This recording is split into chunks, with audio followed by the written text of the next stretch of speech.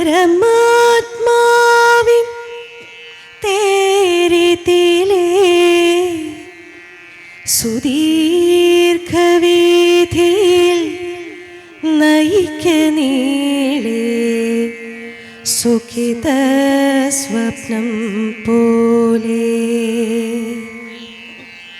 പായുക പായുക കുതിരകളേ പരമാത്മാവിൻ തേരിതിനെ സുദീർഘവീഥിയിൽ നയിക്ക നീളേ സുഖിത സ്വപ്നം പോലെ ദാരുക ദാമോദരനൊപ്പം വ്രജത്തിനോളം നീ പോണം ദാരുക ദാമോദരനൊപ്പം വ്രജത്തിനോളം നീ പോണം ആജ്ഞയിലൊരനുഗ്രഹമത്രേ നമുക്കു തന്നു ബലരാമൻ ആജ്ഞയിലൊരനുഗ്രഹമത്രേ നമുക്കു തന്നു ബലരാമൻ എനിക്കുരസമി നിമ്നോന്നതമാം വഴിക്കുതേരുരുൾ പായിക്കൽ എനിക്കുരസമി നിമ്നോന്നതമാം വഴിക്കുതേരുരുൾ പായിക്കൽ ഇതേതിരുൾ കുഴിമേലുരുളട്ടെ വിടില്ല ഞാനീ രശ്മികളെ വിടില്ല ഞാനീ രശ്മികളെ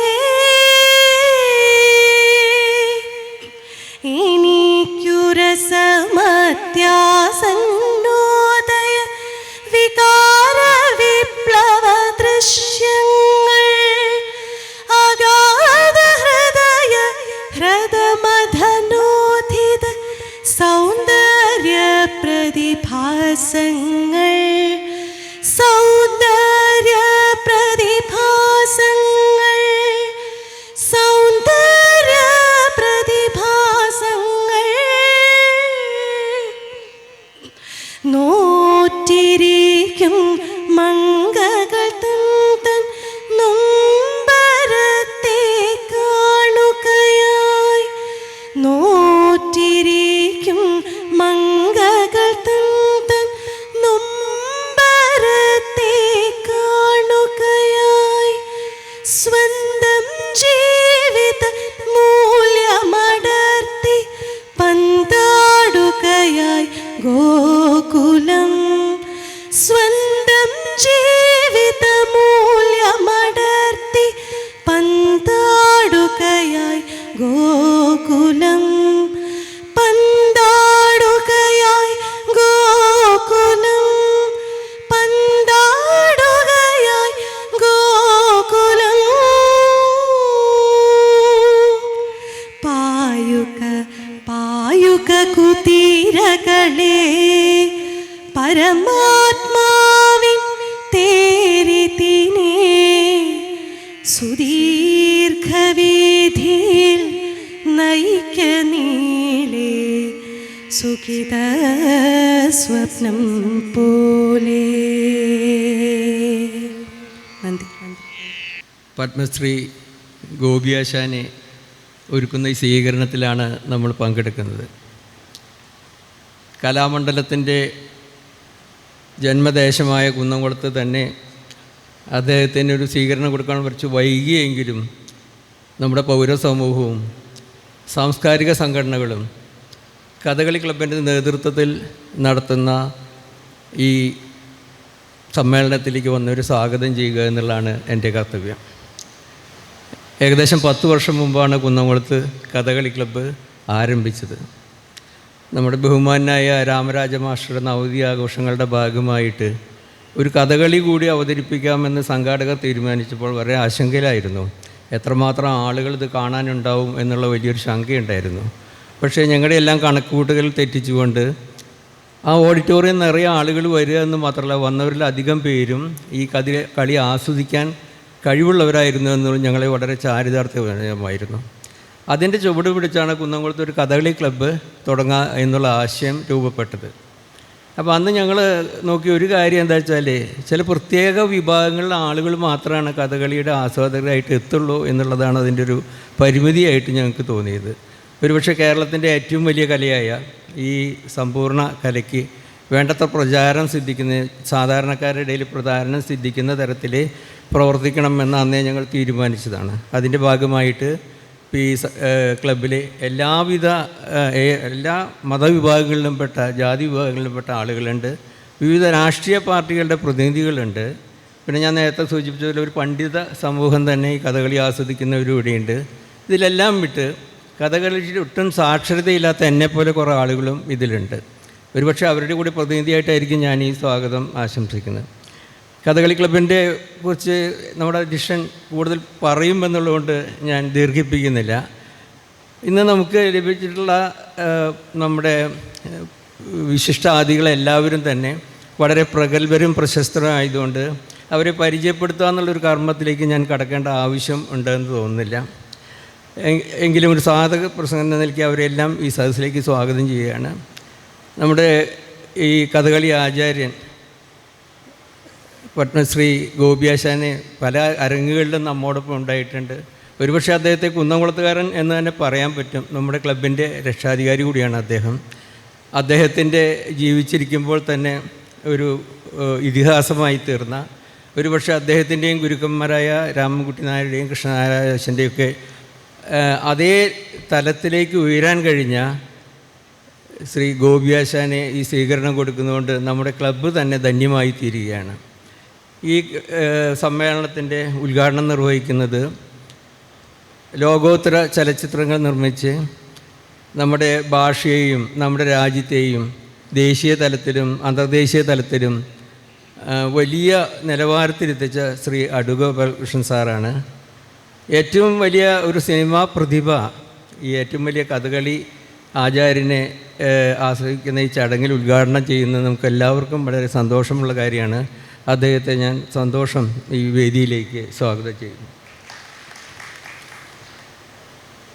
ഈ വേദിയിൽ അധ്യക്ഷം വഹിക്കുന്നത് നമ്മുടെ ക്ലബിൻ്റെ പ്രസിഡൻ്റ് കൂടിയ VK ശ്രീരാമൻ അവർകളാണ്. അദ്ദേഹത്തിന് ഒരു പരിചയപ്പെടുത്തലിൻ്റെയോ സ്വാഗതത്തിൻ്റെയോ ആവശ്യമില്ല. ഒരുപക്ഷെ അദ്ദേഹം ചലച്ചിത്ര മേഖലയിൽ നിന്നും മാറി കുറച്ചു കാലം വിശ്രമ ജീവിതം ജീവിക്കാൻ വേണ്ടി കുന്നംകുളത്ത് വന്നതുകൊണ്ട് വളരെയധികം സാംസ്കാരിക സംഘടനകൾ രൂപീകരിക്കാനും അതിന് നേതൃത്വം കൊടുക്കാനും അദ്ദേഹം കഴിഞ്ഞു. ഈ കഥകളി ക്ലബിൻ്റെയും നേതൃത്വം കൊടുക്കുന്നത് അദ്ദേഹമാണ്. അതോടൊപ്പം തന്നെ കാണിപ്പേർ കൂട്ടൻ നമ്പൂതിരിപ്പാടിൻ്റെ വളരെ പ്രശംസനീയ സേവനം കൂടിയാണ് ഈ കഥകളി ക്ലബിനെ ഇന്ന് കേരളത്തിലെമ്പാടും ആളുകൾ ആദരിക്കുന്ന അല്ലെങ്കിൽ അറിയപ്പെടുന്ന ഒരു പ്രസ്ഥാനമായി മാറ്റിയത്. കേരളത്തിലെ ഒരുവിധ എല്ലാ കഥകളി കലാകാരന്മാരും കുന്നംകുളത്ത് വന്നിട്ടുണ്ട്. ഒരുപക്ഷെ 1920 ശേഷം ഞാൻ നേരത്തെ സൂചിപ്പിച്ച കഥകളി വരെ പൊതു സമൂഹത്തിൽ കുന്നംകുളത്ത് കഥകളി ഉണ്ടായിരുന്നില്ല എന്ന് തന്നെ പറയാം. ആ സമയത്ത് അതിൽ നിന്നെല്ലാം വിട്ട് ഇപ്പോൾ സ്ഥിരമായി കഥകളിയുടെ വേദിയാക്കുന്നതിന് ഈ ക്ലബിന് കഴിഞ്ഞു. അതിൻ്റെ അധ്യക്ഷനും പ്രത്യേകിച്ച് അതിൻ്റെ സെക്രട്ടറിക്കും ഞാൻ അഭിനന്ദിക്കുകയാണ്. ഈ യോഗത്തിൽ മുഖ്യ പ്രഭാഷണം നടത്തുന്ന ശ്രീ MV നാരായണൻ അവർകളാണ്. കാലടി ശങ്കര സർവകലാശാലയുടെ വൈസ് ചാൻസലർ എന്ന നിലയിലും നമ്മുടെ പരിപാടികളിലെല്ലാം പ്രചോദനപരമായ പ്രസംഗങ്ങൾ നടത്തിച്ച് നമ്മളെ ഉത്തേജിപ്പിക്കുന്ന ശ്രീ നാരായണൻ സാറിനെ ഈ യോഗത്തിലേക്ക് സ്വാഗതം ചെയ്യുന്നു. അടുത്തായി KC നാരായണൻ സാറാണ്. ഒരുപക്ഷെ ശ്രീ രാമുവിൻ്റെ കാരിക്കേച്ചറിൻ്റെ കാലം തൊട്ട് വീണ്ടും മാതൃഭൂമി വീക്കിലി കിട്ടിയാൽ പിന്നാമ്പുറത്ത് നിന്ന് വായിക്കാൻ തുടങ്ങിയതിപ്പോൾ നാരായണൻ സാറിൻ്റെ അക്ഷരം പ്രതി വന്നതിന് ശേഷമാണെന്ന് ഞാൻ വിചാരിക്കുന്നു. ഒരുപക്ഷെ സാഹിത്യഭാരപാലം പോലെ ഇന്ന് മലയാളികളെല്ലാം കാത്തിരിക്കുന്ന ഒരു ഭക്തിയായി മാറിയിട്ടുണ്ട് അക്ഷരം. അദ്ദേഹത്തിൻ്റെ മറ്റ് കൃതികളെക്കുറിച്ച് ഞാൻ തമസ്കരിക്കുകയല്ല, എങ്കിലും ഇന്ന് സമകാലികമായി ഏറ്റവും കൂടുതൽ പ്രചാരമുള്ള ഒരു കാര്യമായതുകൊണ്ട് പറഞ്ഞു പോയതാണ്. നമ്മുടെ എല്ലാ പരിപാടിക്കും നമ്മളോടൊപ്പം ഉണ്ടാകുന്ന ശ്രീ KC നാരായണൻ സാറിനെ യോഗത്തിലേക്ക് സ്വാഗതം ചെയ്തു. അടുത്തായി ശ്രീ KB രാജാനന്ദാണ്. കഥകളി പ്രസ്ഥാനത്തിന് വേണ്ടി വളരെയേറെ ത്യാഗം സഹിക്കുന്ന, വളരെ പ്രൗഢഗംഭീരമായി കഥകളിയുടെ കാര്യങ്ങളെക്കുറിച്ചും ആശയങ്ങളെക്കുറിച്ചും സദസ്സിന് വിശദീകരിച്ചു കൊടുക്കുന്ന കലാമണ്ഡലത്തിൻ്റെ ഡീൻ കൂടിയായിട്ടുള്ള ശ്രീ KB രാജാനന്ദ് സാറിനെ ഞാൻ ഈ യോഗത്തിലേക്ക് സ്വാഗതം ചെയ്യും. ബദനി ആശ്രമത്തിൻ്റെ പ്രതിനിധിയായിട്ട് വന്ന ശ്രീ യാക്കൂബ് അച്ഛനാണ് നമുക്ക് അടുത്ത വിശിഷ്ടാതിഥിയായിട്ടുള്ളത്. അദ്ദേഹത്തെക്കുറിച്ച് പറയുമ്പോൾ എനിക്ക് ബദനിയെക്കുറിച്ചാണ് കൂടുതൽ പറയേണ്ടത്. അടുത്ത കാലത്തായി കുന്നംകുളത്ത് നടക്കുന്ന എല്ലാ സാംസ്കാരിക പ്രവർത്തനങ്ങളുടെയും ആതിഥ്യം വരളുന്നത് ബദനിയാണ്. ഈ കഥകളി ക്ലബ്ബ് തന്നെ രൂപീകരണം മുതൽ ഇവിടുത്തെ തുറന്ന വേദിയിലാണ് നമ്മൾ നടത്തിക്കൊണ്ടിരിക്കുന്നത്. അത് മാറ്റുന്നതിനെക്കുറിച്ച് പല അഭിപ്രായങ്ങളും വന്നെങ്കിലും എല്ലാവർക്കും ഇഷ്ടപ്പെട്ട ആ തുറന്ന വേദിയും അതിലപ്പുറം ഈ ബദനിയിൽ നിന്ന് ലഭിക്കുന്ന ആതിഥ്യ കൂടിയാണ് നമ്മൾ വീണ്ടും തുടർന്നും ഇവിടെ പോകുന്നത്. ശ്രീ യാക്കൂബ് അച്ഛനെ ഞാൻ ഈ യോഗത്തിലേക്ക് സ്വാഗതം ചെയ്യുന്നു. നമുക്ക് ആർക്കും പരിചയപ്പെടുത്തേണ്ട ആവശ്യമില്ല. ശ്രീ കാണിപ്പൂർ നമ്പൂതിരിപ്പാട് അദ്ദേഹത്തിന് കുറച്ച് തിരക്ക് പിടിച്ച് പോകാനുണ്ടെന്ന് പറഞ്ഞെങ്കിൽ പോലും ഈ നമ്മളോടൊപ്പം ഈ സ്റ്റേജിൽ ഉപവിഷ്ടനാവാനും നമ്മുടെ ഈ സ്വീകരണ പരിപാടിയിൽ പങ്കെടുക്കാനും വന്നതിൽ വലിയേറെ സന്തോഷമുണ്ട്. അദ്ദേഹത്തിൻ്റെ സാന്നിധ്യത്തിൽ നമ്മൾ അനുഗ്രഹീതരാണ്. അദ്ദേഹത്തെ ഈ വേദിയിലേക്ക് സ്വാഗതം ചെയ്യും. ശ്രീ പീശപ്പള്ളി രാജീവിനെ ഇതുപോലെ നമ്മൾ പരിചയപ്പെടുത്തേണ്ട ആവശ്യമില്ല. ഈ കുറച്ച് നേരത്തെയാണ് പീശപ്പള്ളി പരിചയപ്പെടുന്നതിൽ ഒരുപക്ഷെ ഞാനും ഒരു കഥകളി ആസ്വാദകനാവും എന്നെനിക്ക് തോന്നാറുണ്ട്. അത്രമാത്രം പുതിയ ആളുകളെ കഥകളി അഭ്യസിപ്പിക്കുന്നതിൽ ശ്രദ്ധേയനായ ശ്രീ രാജീവിനെ ഞാൻ സ്വാഗതം ചെയ്യുന്നു. ഇവിടെ പ്രാർത്ഥനാഗീതം പാടിയ ശ്രീ രേഷ്മ വളരെ കാലം നമ്മുടെ സംഘടനകളുടെ പരിപാടികൾക്കെല്ലാം പ്രാർത്ഥന ആലപിച്ചുകൊണ്ട് ഇന്നൊരു സുപ്രസിദ്ധ ഗായികയായി തീർന്നിരിക്കുന്ന രേഷ്മയെ ഞാൻ സ്വാഗതം ചെയ്യുന്നു. ഈ സമ്മേളനത്തിന് നന്ദി പ്രകാശിക്കുന്നത് ശ്രീ കുന്നംകുളത്തിൻ്റെ മുൻ മുനിസിപ്പൽ ചെയർമാനും ഇപ്പോൾ ഒരു മുൻനിര സാംസ്കാരിക പ്രവർത്തകനുമായ ശ്രീ PG ജയപ്രകാശാണ്. അദ്ദേഹത്തെ ഞാൻ സ്വാഗതം ചെയ്യുന്നു. ഇനി ഇവിടെ സദസ്സിനെയാണ്. സദസ്സ് സാന്നിധ്യം കൊണ്ട് തന്നെ ഞങ്ങളെ അനുഗ്രഹിച്ചിരിക്കുകയാണ്. ഒരുപാട് പേരുടെ പേരെടുത്ത് പറഞ്ഞ് സ്വാഗതം ചെയ്തിട്ടുണ്ട്. പക്ഷേ നേരത്തുറക്കം മൂലം ഞാൻ ചെയ്യുന്നില്ല. നിങ്ങളെല്ലാവരും വന്നത് ഈ സംഘടനയ്ക്ക് ഒരു അനുഗ്രഹമായി കരുതിക്കൊണ്ട് എല്ലാവരെയും സ്വാഗതം ചെയ്തുകൊണ്ട് ഞാൻ എൻ്റെ വാക്കുകൾ അവസാനിപ്പിക്കും. വേദിയിലും ശാസ്ത്രമുള്ള പ്രിയപ്പെട്ടവരെ, ഇന്ന് കുന്നംകുളത്തിനെ സംബന്ധിച്ചിടത്തോളം വളരെ പ്രാധാന്യമുള്ളൊരു ദിവസമാണ്. കാരണം നമ്മുടെ സാംസ്കാരിക മണ്ഡലത്തിൽ തിളങ്ങി നിൽക്കുന്ന രണ്ട് നക്ഷത്രങ്ങൾ ശ്രീ അടൂർ ഗോപാലകൃഷ്ണൻ, ശ്രീ കലാമണ്ഡലം ഗോപിയാശാനും ഒരുമിച്ച് ഇന്ന് കുന്നംകുളത്ത് പ്രത്യക്ഷപ്പെടുകയും കുന്നംകുളം ഒരുക്കുന്ന ഒരു സ്വീകരണ പരിപാടിയിൽ പങ്കെടുക്കുകയും ചെയ്യുന്ന ഈ ദിവസം എന്തായാലും ചരിത്ര പ്രാധാന്യമുള്ളൊരു ദിവസമായിട്ടാണ് ഞാൻ കണക്കാക്കുന്നത്. കഥകളിയെ സംബന്ധിച്ചിടത്തോളം എപ്പോഴും പറയാറുള്ള കാര്യമാണ്, ചിലർക്കെങ്കിലും അത് ബോറടിക്കാം. 1930 കക്കാട് കാരണവപ്പാട് കക്കാട് കോവിലകത്ത് വെച്ച് വലിയ കുഞ്ഞുണ്ണി രാജ എന്ന് പറഞ്ഞിട്ടുള്ള കക്കാട് കാരണവപ്പാട് വിളക്ക് കൊളുത്തി ഉദ്ഘാടനം ചെയ്തതാണ് കേരള കലാമണ്ഡലം. അത് കുന്നംകുളത്താണ് കലാമണ്ഡലത്തിൻ്റെ ഉദ്ഘാടനം നടന്നത്. ഇപ്പോൾ 2030 കഴിഞ്ഞാൽ 100 വർഷമായി കലാമണ്ഡലത്തിന്. അതിവിടെ നിന്നാണ് അതിൻ്റെ പ്രയാണം ആരംഭിക്കുന്നത്. ഇവിടുന്ന് പിന്നെ കോവിലകത്ത് നടത്തിക്കൊണ്ടുപോകാൻ ബുദ്ധിമുട്ടുള്ള കാരണം ഇവിടുന്ന് കുമരപുരത്തേക്കും, കുമരപുരത്ത് നിന്ന് ടിക്കറ്റ് വെച്ച് കഥകളി നടത്തിയും ഭാഗ്യക്കുറി നടത്തിയും ഒക്കെയാണ് വള്ളത്തോളും മുകുന്ദരാജാവൊക്കെ കൂടി പിന്നെ ചെറുതുരുത്തിയിലേക്ക് സ്ഥലം വാങ്ങിച്ച് സ്വന്തമായിട്ട് ഒരു സ്ഥാപനം ആരംഭിക്കുന്നത്. ഇന്നത്തെ കലാമണ്ഡലത്തിൻ്റെ ഈ ചരിത്രം, അതായത് പുതിയ തലമുറയ്ക്ക് പല ആൾക്കാർക്കും അത്ര പിടിയുള്ളതല്ല. പലപ്പോഴും അത് പറഞ്ഞ് ഇപ്പോഴാണ് കുന്നംകുളത്തുകാരൊക്കെ അറിഞ്ഞു വരുന്നത് നമ്മൾക്കിങ്ങനെ സാംസ്കാരികമായിട്ടുള്ള ഒരു പാരമ്പര്യമുള്ള സ്ഥലമാണ് കുന്നംകുളം എന്നുള്ളത്. അപ്പോൾ വള്ളത്തോളിൻ്റെയും മൂന്തരാജാവിൻ്റെയും വലിയ കുഞ്ഞുണ്ണി രാജ എന്ന് പറഞ്ഞാൽ അദ്ദേഹം കഥകളി പദങ്ങൾ എഴുതിയിരുന്നു, സംഗീതജ്ഞനായിരുന്നു, കഥകളിയിൽ അതീവ താല്പര്യമുള്ള ആളായിരുന്നു. അപ്പോൾ അദ്ദേഹത്തിൻ്റെ കാലമായപ്പോൾ, അതായത് 1920 ആയപ്പോൾ ഇത് കഥകളി യോഗം നടത്തിക്കൊണ്ടു പോകാൻ ബുദ്ധിമുട്ടായി. കാരണം അത് ഈ നാട്ടുരാജാക്കന്മാരുടെയൊക്കെ സ്ഥിതി വളരെ ദയനീയമായിരുന്നു. അത് അപ്പോൾ ഇത് എങ്ങനെയെങ്കിലും ഈ ഒരു കലയെ നിലനിർത്തണം എന്ന ആഗ്രഹത്തോടു കൂടി അദ്ദേഹം വേണ്ടപ്പെട്ടവരൊക്കെ വിളിച്ച് ചർച്ച ചെയ്തതിൻ്റെ ഭാഗമായിട്ടാണ്, അതിൻ്റെ ഫലമായിട്ടാണ് കേരള കലാമണ്ഡലം എന്നൊരു ആശയം അദ്ദേഹം തന്നെ മുന്നോട്ട് വെക്കുകയും അത് ഇപ്പോൾ കാണുന്ന കലാമണ്ഡലമായിട്ട് രൂപപ്പെടുകയും ചെയ്തത്. അപ്പോൾ അദ്ദേഹത്തിനായിരുന്നു ആദ്യമായിട്ട് ഈ ആശയം അദ്ദേഹത്തിൻ്റെ മനസ്സിലാണ് ഉണ്ടായത്. അതായത് ഒരു കുന്നംകുളത്തുകാരൻ്റെ മനസ്സിലുണ്ടായ ആശയമാണ് കേരള കലാമണ്ഡലം. അത് അദ്ദേഹം അതിനു വേണ്ടിയിട്ട് അദ്ദേഹം പണം ചെലവാക്കി, ഇല്ലാത്ത പ്രയത്നങ്ങളൊക്കെ അതിനു വേണ്ടി ചെയ്തു.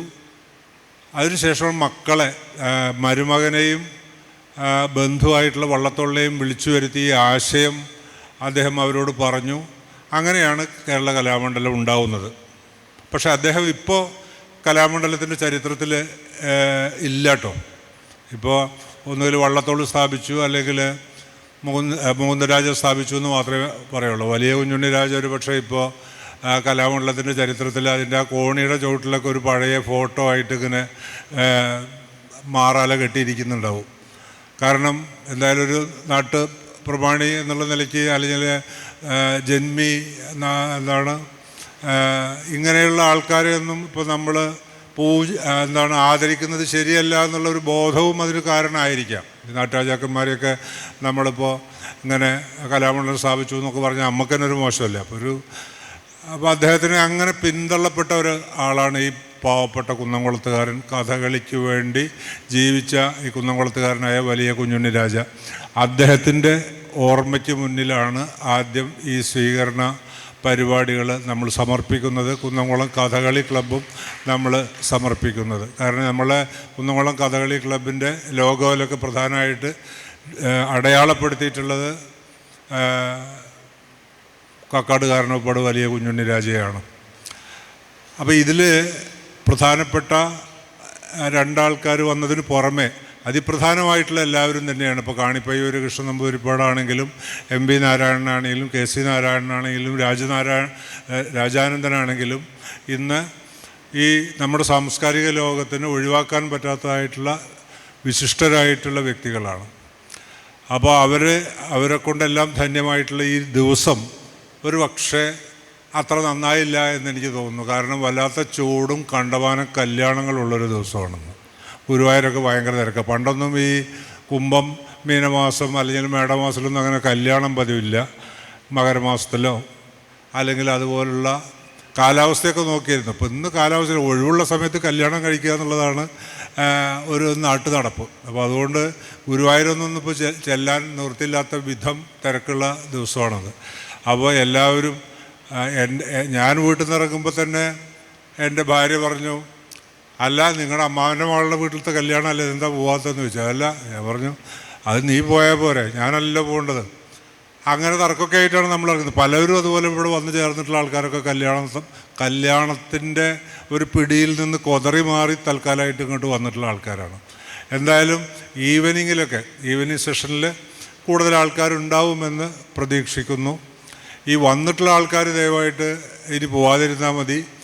എന്തായാലും ആൾക്കാർ കുറവുണ്ടെച്ചാലും ഇവിടെ എല്ലാം റെക്കോർഡ് ചെയ്യുന്നുണ്ട് എന്നുള്ളൊരു ലൈനിലാണ്. കുന്നംകുളത്ത് കഥകളി ക്ലബ്ബ് ആദ്യം തന്നെ NRI ഫോറം ഇവിടെ അത് ചെയ്തപ്പോൾ അത്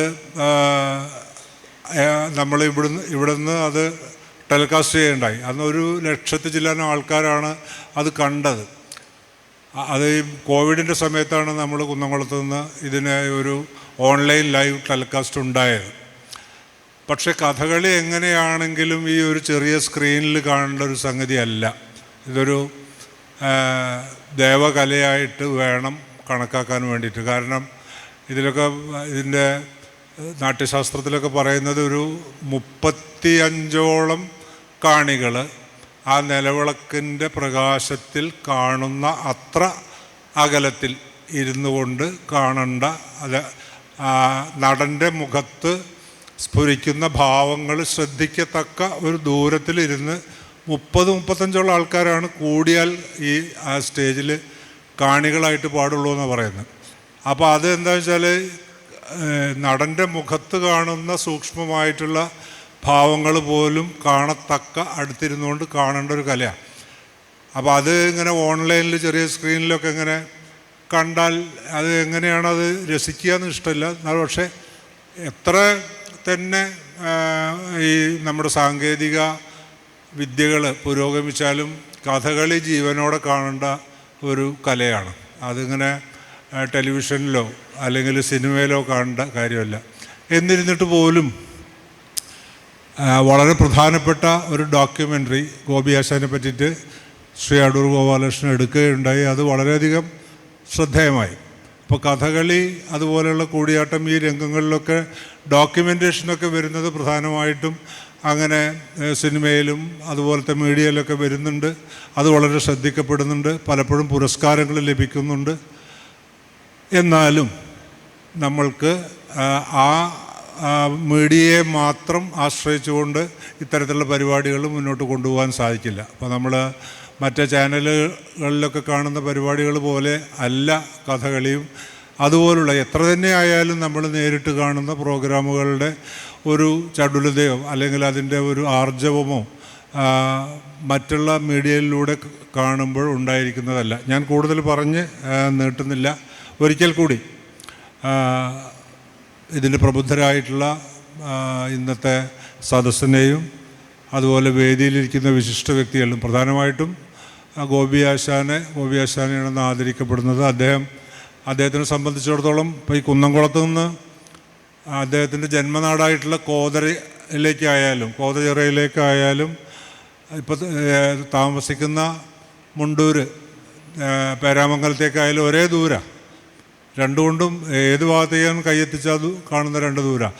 അപ്പോൾ അദ്ദേഹം ഈ കഥകളി ക്ലബിൻ്റെ കുന്നംകുളത്ത് കഥകളി ക്ലബിൻ്റെ ആരംഭകാലം മുതൽ ഇതിൽ വളരെയധികം ശ്രദ്ധ ഉണ്ടായിരുന്നു. അതെങ്ങനെയാണ് ഇവർ ഫോം ചെയ്യുന്നത്, എങ്ങനെയാണ് കൊണ്ടു നടക്കുന്നത്, എങ്ങനെയാണ് മുന്നോട്ട് പോകുന്നത്.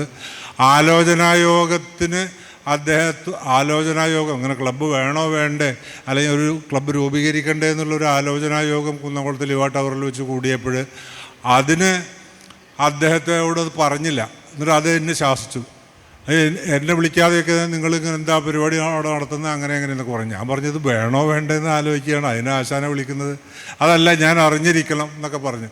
അപ്പോൾ അത്രമാത്രം ഇതിൻ്റെ ക്ലബിൻ്റെ കാര്യത്തിൽ കുന്നംകുളത്ത് ഒരു കഥകളി ക്ലബ്ബ് രൂപീകരിച്ച് മുന്നോട്ട് കൊണ്ടുപോകണം എന്നുള്ളതിൽ ഉത്സുകനായിട്ടുള്ള താല്പര്യമുള്ള നമ്മളോട് എല്ലാവരോടും ഈ ക്ലബിൻ്റെ വളർച്ചയ്ക്ക് വേണ്ടി പ്രയത്നിക്കുന്ന ഒരാളാണ്. ഇപ്പോൾ രംഗരാജീവം എന്ന് പറഞ്ഞിട്ടുള്ളൊരു വലിയൊരു പ്രോഗ്രാമാണ് ഇതിന് മുൻപ് കഥകളി ക്ലബിൻ്റെ ആഭിമുഖ്യത്തിൽ നടന്നത്. പീശപ്പള്ളി രാജീവനെ ആദരിക്കുന്ന ഒരു പരിപാടിയായിരുന്നു. 3 ദിവസത്തെ പരിപാടിയായിരുന്നു. അന്ന് നമ്മൾ കഥകളി മാത്രമല്ല, നാടകം ഉണ്ടായിരുന്നു, മ്യൂസിക്കിൻ്റെ സെഷൻ ഉണ്ടായിരുന്നു, ഡാൻസ് ഫോംസ് ഉണ്ടായിരുന്നു. അങ്ങനെ പല പ്രോഗ്രാമുകൾ വെച്ചിട്ടാണ് നമ്മൾ 3 ദിവസത്തെ പ്രോഗ്രാം രംഗരാജീവൻ നടത്തിയത്. അതിനുശേഷം നമ്മൾക്ക് ഇപ്പോഴേ ഈ 10ാം വർഷത്തിൽ ഇപ്പോൾ ഒരു 5-6 ദിവസം കൂടി കഴിഞ്ഞാൽ ഗോപി ആശാൻ്റെ പിറന്നാൾ വരികയാണ്. അപ്പോൾ ഞാൻ ഇത് ഫിക്സ് ചെയ്തതിന് ശേഷമാണ് ഈ പിറന്നാൾ ഇന്ന ദിവസമാണെന്നുള്ള അറിഞ്ഞത്. ഞാൻ ഇപ്പോൾ ഇന്ന് ആശാൻ വരുമ്പോൾ പറഞ്ഞ് ആ പിറന്നാൾ ഇന്ന ദിവസമാണെന്ന് അറിഞ്ഞെങ്കിൽ ആ ദിവസത്തേക്ക് മാറ്റി വെക്കായിരുന്നു എന്ന് പറഞ്ഞു. അപ്പോൾ അദ്ദേഹം ചിരിക്കുകയാണ് ചെയ്തത്. അപ്പോൾ എന്തായാലും ഇത് ഈ ഒരു ദിവസം ഈ ഒരു കുന്നംകുളത്തിനെ സംബന്ധിച്ചിടത്തോളം ഞങ്ങളുടെ സന്തോഷവും ഈ കുന്നംകുളത്തുകാരുടെ ഒരു പ്രതിനിധി എന്നുള്ള നിലയ്ക്ക് ഇവിടുത്തെ പൗരാവലിയുടെയും മറ്റ് സാംസ്കാരിക സംഘടനയും കഥകളി ക്ലബിൻ്റെയൊക്കെ ഒരു പ്രവർത്തകൻ, ഒരു പ്രതിനിധി എന്നുള്ള നിലയ്ക്ക് അദ്ദേഹത്തെ സാദരം സ്വാഗതം ചെയ്യുന്നു. ഇന്നത്തെ ഈ ഒരു സെഷൻ്റെ മുഖ്യ പ്രഭാഷണത്തിന് വേണ്ടി, ഇത് ഉദ്ഘാടനം ചെയ്ത് സംസാരിക്കുന്നതിന് വേണ്ടി വിശ്വോത്തര കലാകാരനായ ശ്രീ അടൂർ ഗോപാലകൃഷ്ണനെ ക്ഷണിച്ചുകൊണ്ട് നിർത്തുന്നു. ബഹുമാന്യരെ, പ്രിയപ്പെട്ടവരെ,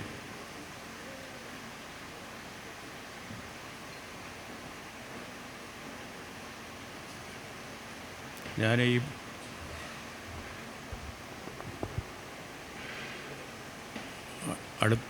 അടുത്ത ദിവസം വരെയും കുന്നംകുളത്തെപ്പറ്റി കഥകൾ മാത്രമേ കേട്ടിട്ടുള്ളൂ. വളരെ രസകരമായ കഥകൾ പലതുമുണ്ട്.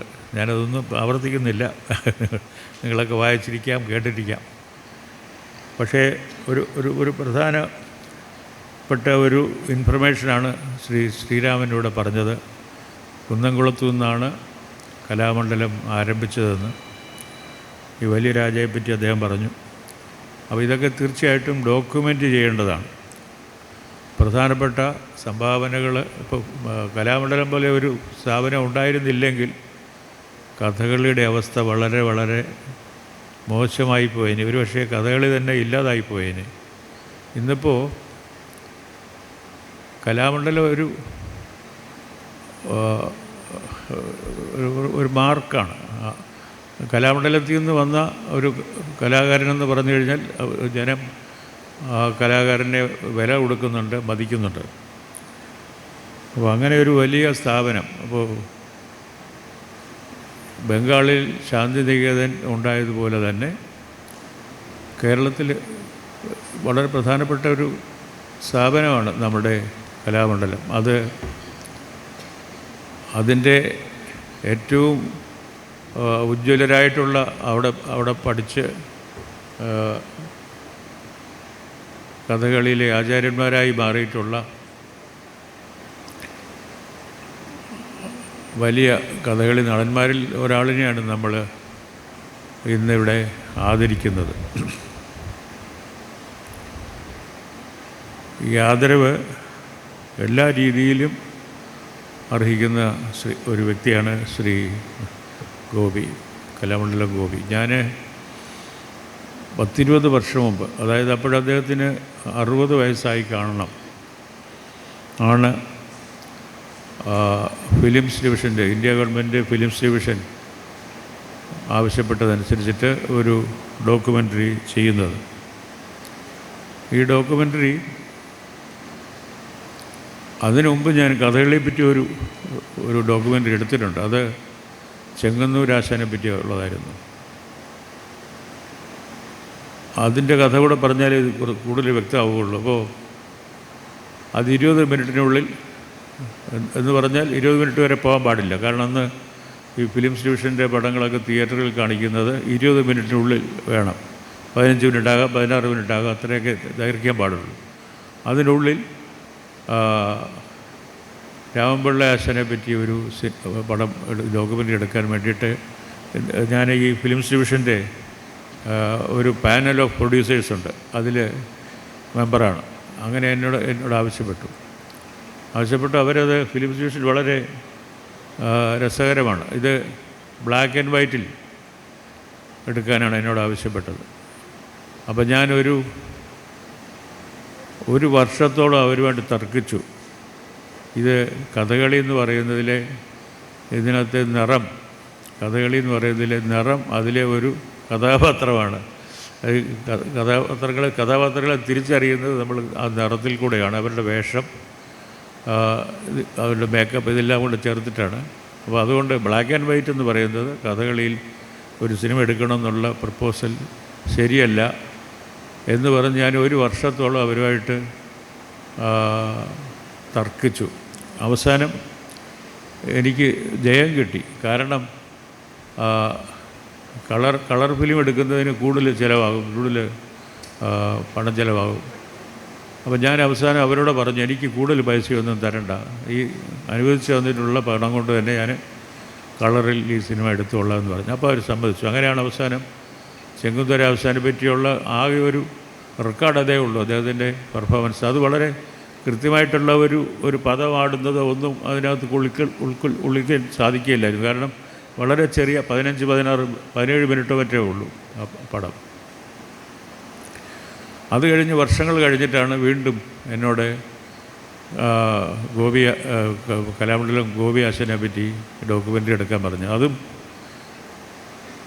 ബ്ലാക്ക് ആൻഡ് വൈറ്റ് വേണമെന്ന് പറഞ്ഞ് നിർബന്ധിച്ചില്ല, പക്ഷേ കളറാണ്. പക്ഷേ വളരെ 20 മിനിറ്റ് കൂടിയാൽ അല്പം 20-25 മിനിറ്റ് വരെ പോകാം, അങ്ങനെയുള്ള ഒരു ദൈർഘ്യത്തിലൊരു പടം എടുക്കണം എന്ന് പറഞ്ഞു. അവിടെയും ഞാൻ അവരുമായിട്ട് കുറേ ഇടപാടുകൾ നടത്തി. വേറൊന്നുമല്ല, ഇതിൻ്റെ നീളം പോരാ. ഒരു മിനിറ്റ്, 1.5 മിനിറ്റ്, 2 മിനിറ്റൊക്കെ നീണ്ടു നിൽക്കുന്ന ആട്ടത്തിൻ്റെ ഒരു ഭാഗമെങ്കിലും കാണിക്കാൻ കഴിയണം. അതുകൊണ്ട്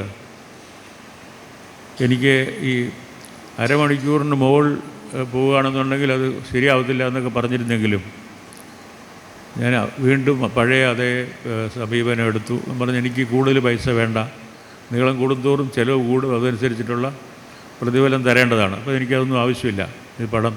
അങ്ങനെ 45 മിനിറ്റിലുള്ള ഒരു പടം ഗോപിയെപ്പറ്റി എടുക്കാൻ കഴിഞ്ഞു. ഭാഗ്യവശാൽ ഒരു കലാകാരനെ സംബന്ധിച്ചിടത്തോളം, പ്രത്യേകിച്ചൊരു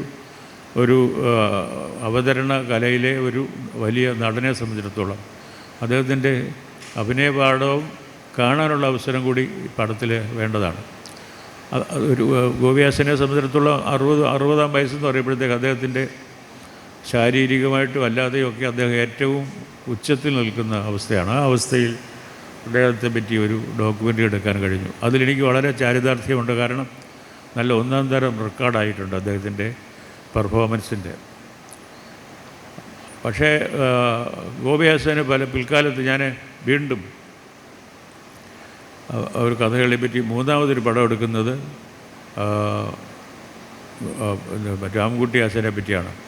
അത് ചെയ്യാൻ കാരണം വളരെ നേരത്തെ ഈ 3 ശ്രീ MK നായർ എന്ന് കലാമണ്ഡലത്തിൽ ചെയർമാനായിരിക്കുന്ന സമയത്ത് എന്നോട് പറഞ്ഞു, നമുക്ക് ഈ 3 മാസ്റ്റേഴ്സിനെ പറ്റി ഓരോ പടം എടുക്കണം. കലാമണ്ഡലം കൃഷ്ണൻ നായർ, കലാമണ്ഡലം രാമൻകുട്ടി ആശാന്, പിന്നെ മൂന്നാമത് കലാമണ്ഡലം മൂന്നാമത്തെ അദ്ദേഹം പെട്ടെന്ന് പേര് വരുന്നത് പത്മനാഭൻ നായർ. ഇവർ 3 പേരെ പറ്റി നമുക്ക് ഓരോ ഡോക്യുമെൻ്ററി എടുക്കണം. നമുക്കതിനുള്ള പണം ചിലവാക്കാനുള്ള പണം നമുക്ക് എവിടെയെങ്കിലും കണ്ടെത്താം എന്നൊക്കെ അദ്ദേഹം പറഞ്ഞെങ്കിലും അത് നടന്നില്ല. പക്ഷെ അതിന് പകരം നടന്നത് ഈ ശിഷ്യനെ പറ്റിയുള്ള പടം ഷൂട്ട് ചെയ്യുമ്പോൾ രാമൻകുട്ടി ആശാൻ അവിടെ ഉണ്ട്. അദ്ദേഹത്തിൻ്റെ വളരെ നല്ല സഹകരണമായിരുന്നു. പക്ഷേ ഈ ശിഷ്യനെ പറ്റി സംസാരിക്കുന്നുണ്ട് ആ പടത്തിനകത്ത് അദ്ദേഹം.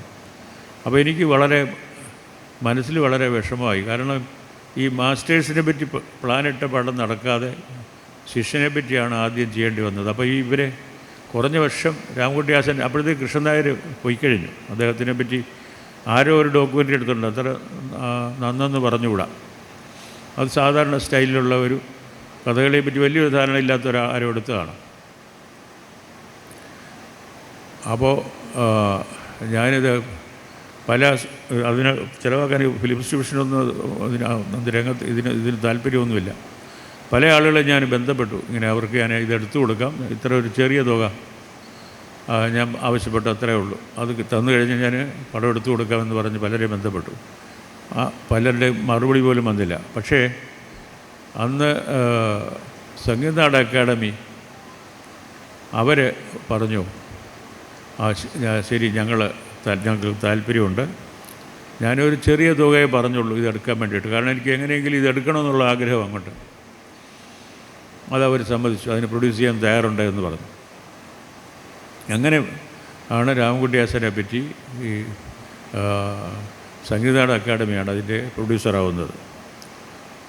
അങ്ങനെ എനിക്കിത് അസൈൻ ചെയ്ത് കഴിഞ്ഞപ്പോൾ സംഗീത നാട അക്കാദമി പിന്നെ ഇന്നാരെ കൊണ്ടാണല്ലോ നമ്മൾ ഈ പടം എടുപ്പിക്കുന്നത്. അങ്ങനെയാണെങ്കിൽ ഇത് ചോദിച്ച എമൗണ്ട് ഇത്രയാണ്, പക്ഷേ ശരിക്കും പടം എടുക്കണമെങ്കിൽ എന്ത് കോസ്റ്റ് ആകും എന്നുള്ളതിനൊരു എക്സ്പെർട്ട് കമ്മിറ്റി വെച്ചു.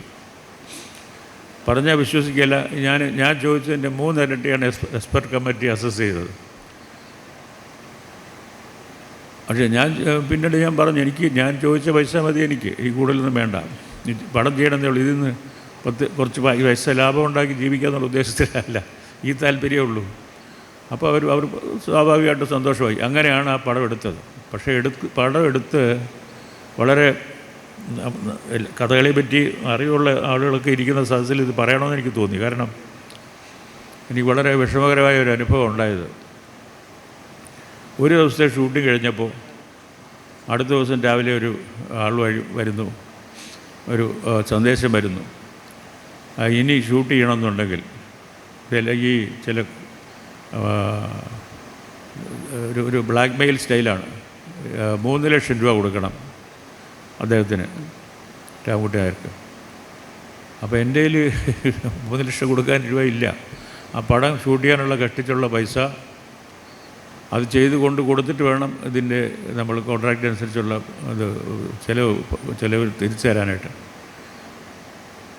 അപ്പോൾ എനിക്ക് വല്ലാതെ വിഷമത്തിലായി. കാരണം എനിക്ക് സാധാരണഗതി ഞാനത് അവിടെ വെച്ച് പടം വേണ്ടെന്ന് വെച്ച് പോകുമായിരുന്നു. പക്ഷേ എനിക്ക് 2 കാര്യങ്ങൾ എനിക്ക് ആലോചിച്ചു. ഒന്ന്, പടം മുടങ്ങിപ്പോയാൽ കുറ്റം എൻ്റേതായിട്ട് മാറും. വലിയ ആരാധ്യനായിട്ടുള്ള ഒരു വലിയ മാസ്റ്റർ അദ്ദേഹത്തിൻ്റെ പടം എടുക്കാൻ തുടങ്ങിയിട്ട് ഇട്ടിട്ട് പോയി എന്നുള്ള ചീത്തപ്പേര് എനിക്ക് വരും. പക്ഷേ ഇദ്ദേഹമായിട്ട് തുടർന്ന് എങ്ങനെയാണ് ചെയ്യുന്നത്? അങ്ങനെ വളരെ വിഷമമായി. പിന്നെ വളരെ വളരെ ആലോചനയ്ക്ക് ശേഷം ഞാൻ അദ്ദേഹത്തിനെ പോയി കണ്ടു പറഞ്ഞു, ഞാൻ എൻ്റെ വീടും അത് നിൽക്കുന്ന പുരയിടവും കൂടെ ബാങ്കിൽ ഈട് കൊടുത്തിട്ടാണ് കുറച്ച് പൈസ എടുത്ത് ഈ പടം ഷൂട്ട് ചെയ്യുന്നത്. ഇത് തീർത്തിട്ട് വേണം നിങ്ങൾക്ക് പൈസ, നിങ്ങൾ ചോദിച്ച പൈസ തരാൻ. വലിയ എമൗണ്ട് അത്.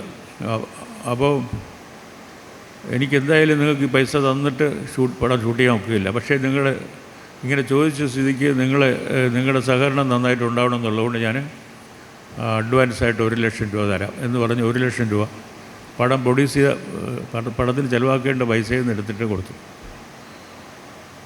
അങ്ങനെ പടം പൂർത്തിയാക്കിയിട്ട് ഇതിൻ്റെ പ്രിവ്യൂ തിരുവനന്തപുരത്ത് വഹിച്ചപ്പോൾ ഞാൻ എത്ര ക്ഷണിച്ചിട്ടും അദ്ദേഹം വരുന്നില്ല. പിന്നെ ഞാൻ കാവാലം നാരായണ പണിക്കർ സാറിനോട് പറഞ്ഞു. അദ്ദേഹം അന്ന് സംഗീത അക്കാദമിയിലെ വൈസ് ചെയർമാനാണ്.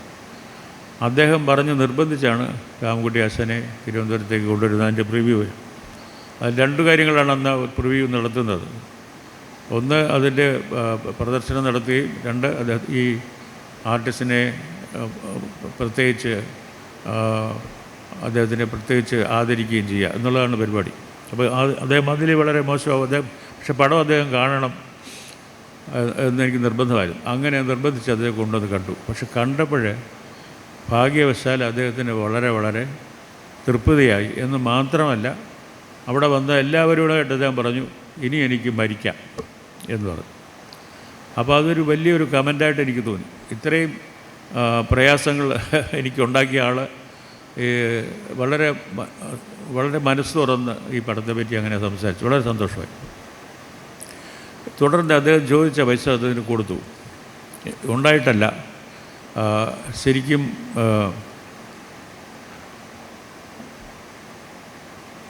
വാക്ക് പാലിക്കാൻ വേണ്ടി മാത്രം എങ്ങനെയെങ്കിലും അഡ്ജസ്റ്റ് ചെയ്ത് കൊടുക്കുകയാണ്. അതോടുകൂടി എനിക്ക് ഈ പടം ചെയ്ത വകയിൽ എനിക്ക് അല്പം നഷ്ടങ്ങൾ തന്നെയാണ് ഉണ്ടായത്. അപ്പം അന്ന് ഞാൻ തീരുമാനിച്ചു, ഇനി മേലാൽ ഏതെങ്കിലും വ്യക്തിയെ പറ്റി, അയാൾ കലാകാരനായാലും കഥകളി നടനായാലും എന്തായാലും വ്യക്തികളെ പറ്റി ഇനി മേലാൽ ഞാൻ ഡോക്യുമെൻ്ററി എടുക്കുന്നതല്ല എന്നൊരു തീരുമാനമെടുത്തു. അപ്പോൾ 20 വർഷമായിട്ട് പിന്നെ ചെയ്തിട്ടില്ല. ഈ 15 വർഷത്തിൽ കൂടുതലായി പിന്നെ ചെയ്തിട്ടില്ല. എൻ്റെ ജീവിതത്തിന് ചെയ്യില്ലാന്ന് തീരുമാനിച്ചു. അങ്ങനെ ഒരു തീരുമാനം എടുക്കാൻ അദ്ദേഹം എന്നെ സഹായിച്ചു. പക്ഷേ അതിനിടയ്ക്ക് ഉണ്ടായ കുഴപ്പം, OV ആശാനുമായിട്ട് ആരോ ഇൻ്റർവ്യൂ ചെയ്യുകയോ അദ്ദേഹത്തിൻ്റെ ആത്മകഥയോ എന്തുവാണ് അതിലെഴുതി അദ്ദേഹം അദ്ദേഹത്തിനെ ഇൻ്റർവ്യൂ ചെയ്ത ആളിനോടോ അദ്ദേഹത്തിൻ്റെ സ്വന്തമായിട്ട് പറഞ്ഞത് കാണും. അപ്പോൾ ഈ പടം എടുത്തപ്പോൾ രാമൻകുട്ടി ആശാന് ഞാൻ വലിയ തുക കൊടുത്തു, അദ്ദേഹത്തിന് വളരെ കുറഞ്ഞു പോയി പേയ്മെൻറ്റ് കൊടുക്കുന്നത് എന്ന് പറഞ്ഞു. എനിക്കത് വായിച്ച് അതിനെക്കാട്ടി സങ്കടമായി. കാരണം ഫിലിംസ് ഡിവിഷൻ വളരെ ചെറിയൊരു തുകയ്ക്കാണ് അദ്ദേഹത്തിൻ്റെ പടം എടുക്കുമ്പോൾ ആ പടം എടുക്കുന്നത്. അതിനുവേണ്ടി ചിലവാക്കിയാൽ വളരെ ചെറിയൊരു തുകയുള്ളൂ. അപ്പം മറ്റേ അദ്ദേഹം എടുക്കുന്നത് പിടിച്ചു വാങ്ങിയായിരുന്നു പൈസ.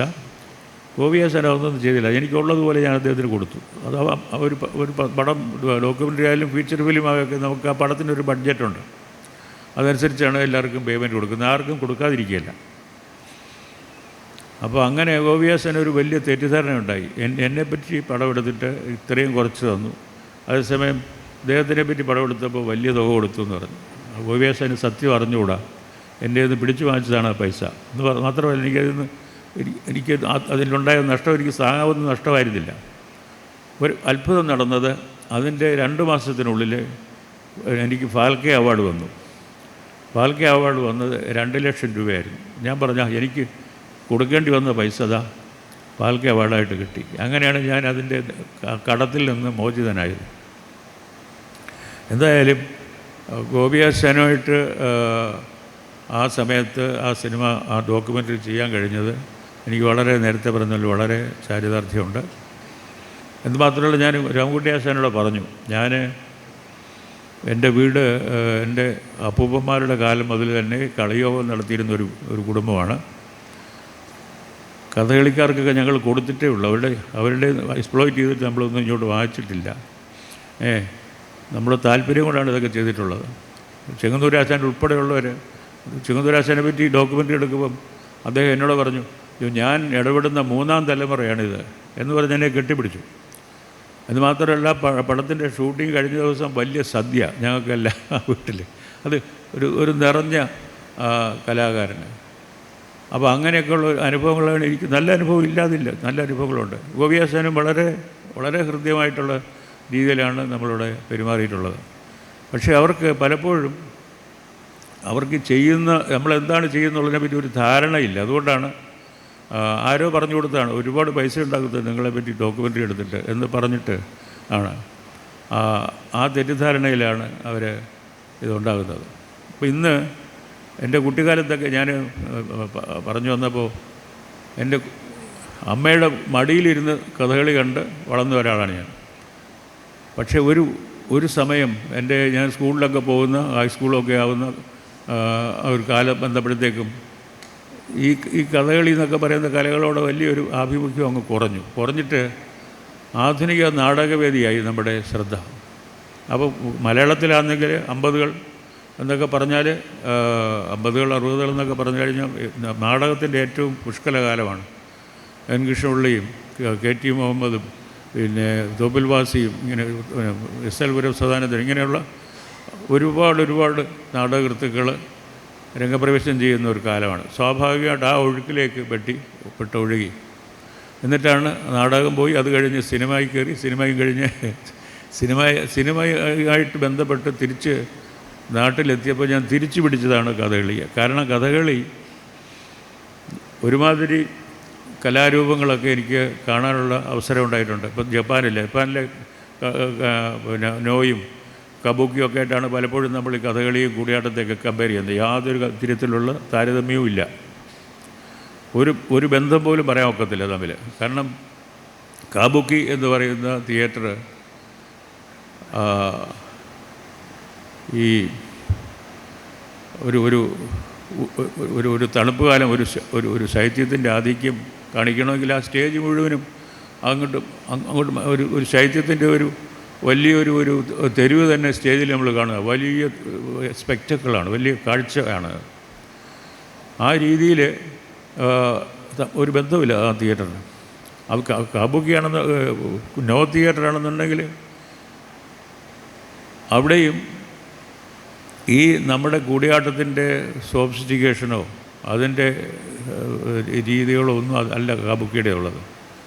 കാബൂക്കി കാണാൻ ശരിക്കും എത്ര ശ്രമിച്ചാലും എന്നെപ്പോലുള്ള ഒരാൾക്ക് അതിനകത്തോട്ട് പ്രവേശിക്കാനും സാധിക്കില്ല നോ തിയേറ്ററിൽ. കാരണം അത്രമാത്രം സ്പെഷ്യലൈസ്ഡാണ്. അങ്ങനെ നമ്മുടെ ശരിക്കും പറഞ്ഞാൽ ഈ അറിയപ്പെടുന്ന ഈസ്റ്റിലുള്ള തിയേറ്ററുകളോടൊക്കെ ബന്ധപ്പെടുത്തി നോക്കിക്കഴിഞ്ഞാൽ നമുക്ക് വെസ്റ്റിലെ തിയേറ്ററിനെ പറ്റി പറഞ്ഞാൽ അത് വേറൊരു വഴിയാണ്. നമ്മുടെ തിയേറ്ററിനെ സംബന്ധിച്ചിടത്തോളം ഏറ്റവും വലിയ കലാരൂപമാണ് കഥകളി. ഒരുപക്ഷെ കഥകളിയും കൂടിയാട്ടവും പോലും തമ്മിൽ വളരെ കുറച്ച് സാദൃശ്യങ്ങളേ ഉള്ളൂ. വളരെ കൃത്യമായിട്ട് അതിൽ നിന്ന് ഇങ്ങോട്ട് എടുത്തതെന്ന് പറയാവുന്ന അപൂർവം ചില സംഗതികളുണ്ട്, അത്രേ ഉള്ളൂ. പക്ഷെ അതേസമയം കഥകളി വേറൊരു കലാരൂപമായിട്ടാണ് വളർന്നത്. എന്ന് മാത്രമല്ല, കൂടിയാട്ടത്തിനൊന്നും സാധിക്കാത്ത ഒരു കാര്യം കഥകളിക്ക് സാധിച്ചിട്ടുണ്ട്. അതായത് ഈ കാലങ്ങൾ കടന്നപ്പോഴേ ഈ 18, 19, 20, 21-ാം നൂറ്റാണ്ടിലൊക്കെ എത്തുമ്പോഴത്തേക്ക് കഥകളിയുടെ വേഷം, കഥകളിയുടെ മേക്കപ്പ്, കഥകളിയുടെ ഈ കിരീടം പോലും, ഉടുത്തുകെട്ട്, ഇതെല്ലാം വളരെ വളരെ അഭിവൃദ്ധിപ്പെട്ടു. കാരണം ഇങ്ങനൊരു സംഭവം കാണാറില്ല. നമുക്ക് നമ്മുടെ പുരാതനമായിട്ട് നമ്മൾ ചെയ്തു പോരുന്ന പല കാര്യങ്ങളും മോശപ്പെടുകയാണ് ചെയ്തിട്ടുള്ളത് ആധുനിക കാലത്ത്. അതിന് നേരെ മറിച്ചാണ് കഥകളിയെ സംബന്ധിച്ച്. ഒരുപക്ഷെ അതിന് കഥകളിയെ ജനകീയവൽക്കരിക്കാനുള്ള ശ്രമം നടന്നില്ല. അതുകൊണ്ടായിരിക്കണം. അത് ഞാൻ പറയുന്നത് ചിലപ്പോൾ പിന്നെ ഒരു പ്രതിലോമപരമായിട്ടുള്ള ഒരു സമീപനമായിട്ട് വിചാരിച്ചേക്കാം. പക്ഷേ സത്യം അതാണ്. അതിലാരും പരിഷ്കാരമൊന്നും നടത്തിയിട്ടില്ല. ആകെ ഒരു പരിഷ്കാരം നടത്തിയത് പിന്നെ പരശുരാമനെ പിന്നെ ഈ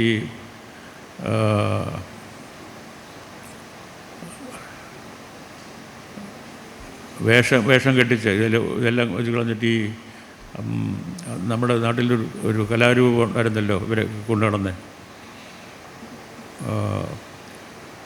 പേര് പെട്ടെന്ന് വരുന്നില്ല. ഒരു ജാതി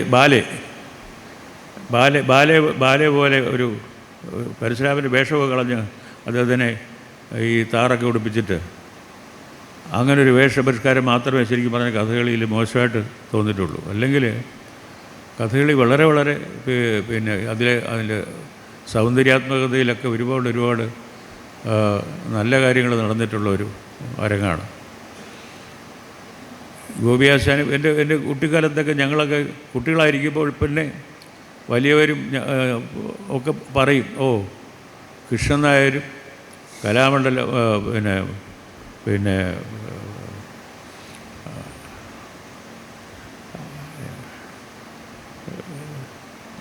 ദമയന്തിയായിട്ട് അഭിനയിച്ചിരുന്നത് ഇത് കുടമാളൂർ, പിന്നെ അതുപോലെ ഹംസമായിട്ട് ഓയൂർ കൊച്ചുവന്നപ്പിള്ള, ഇവരെല്ലാം കൂടെ വരുന്നതിനെ പറ്റിയൊക്കെ വല്ല കൊതിയോടുകൂടി ആളുകളിൽ നിന്ന് സംസാരിക്കുന്നത് ഞാൻ കുട്ടിയായിരിക്കുമ്പോൾ കേൾക്കുന്നുണ്ട്.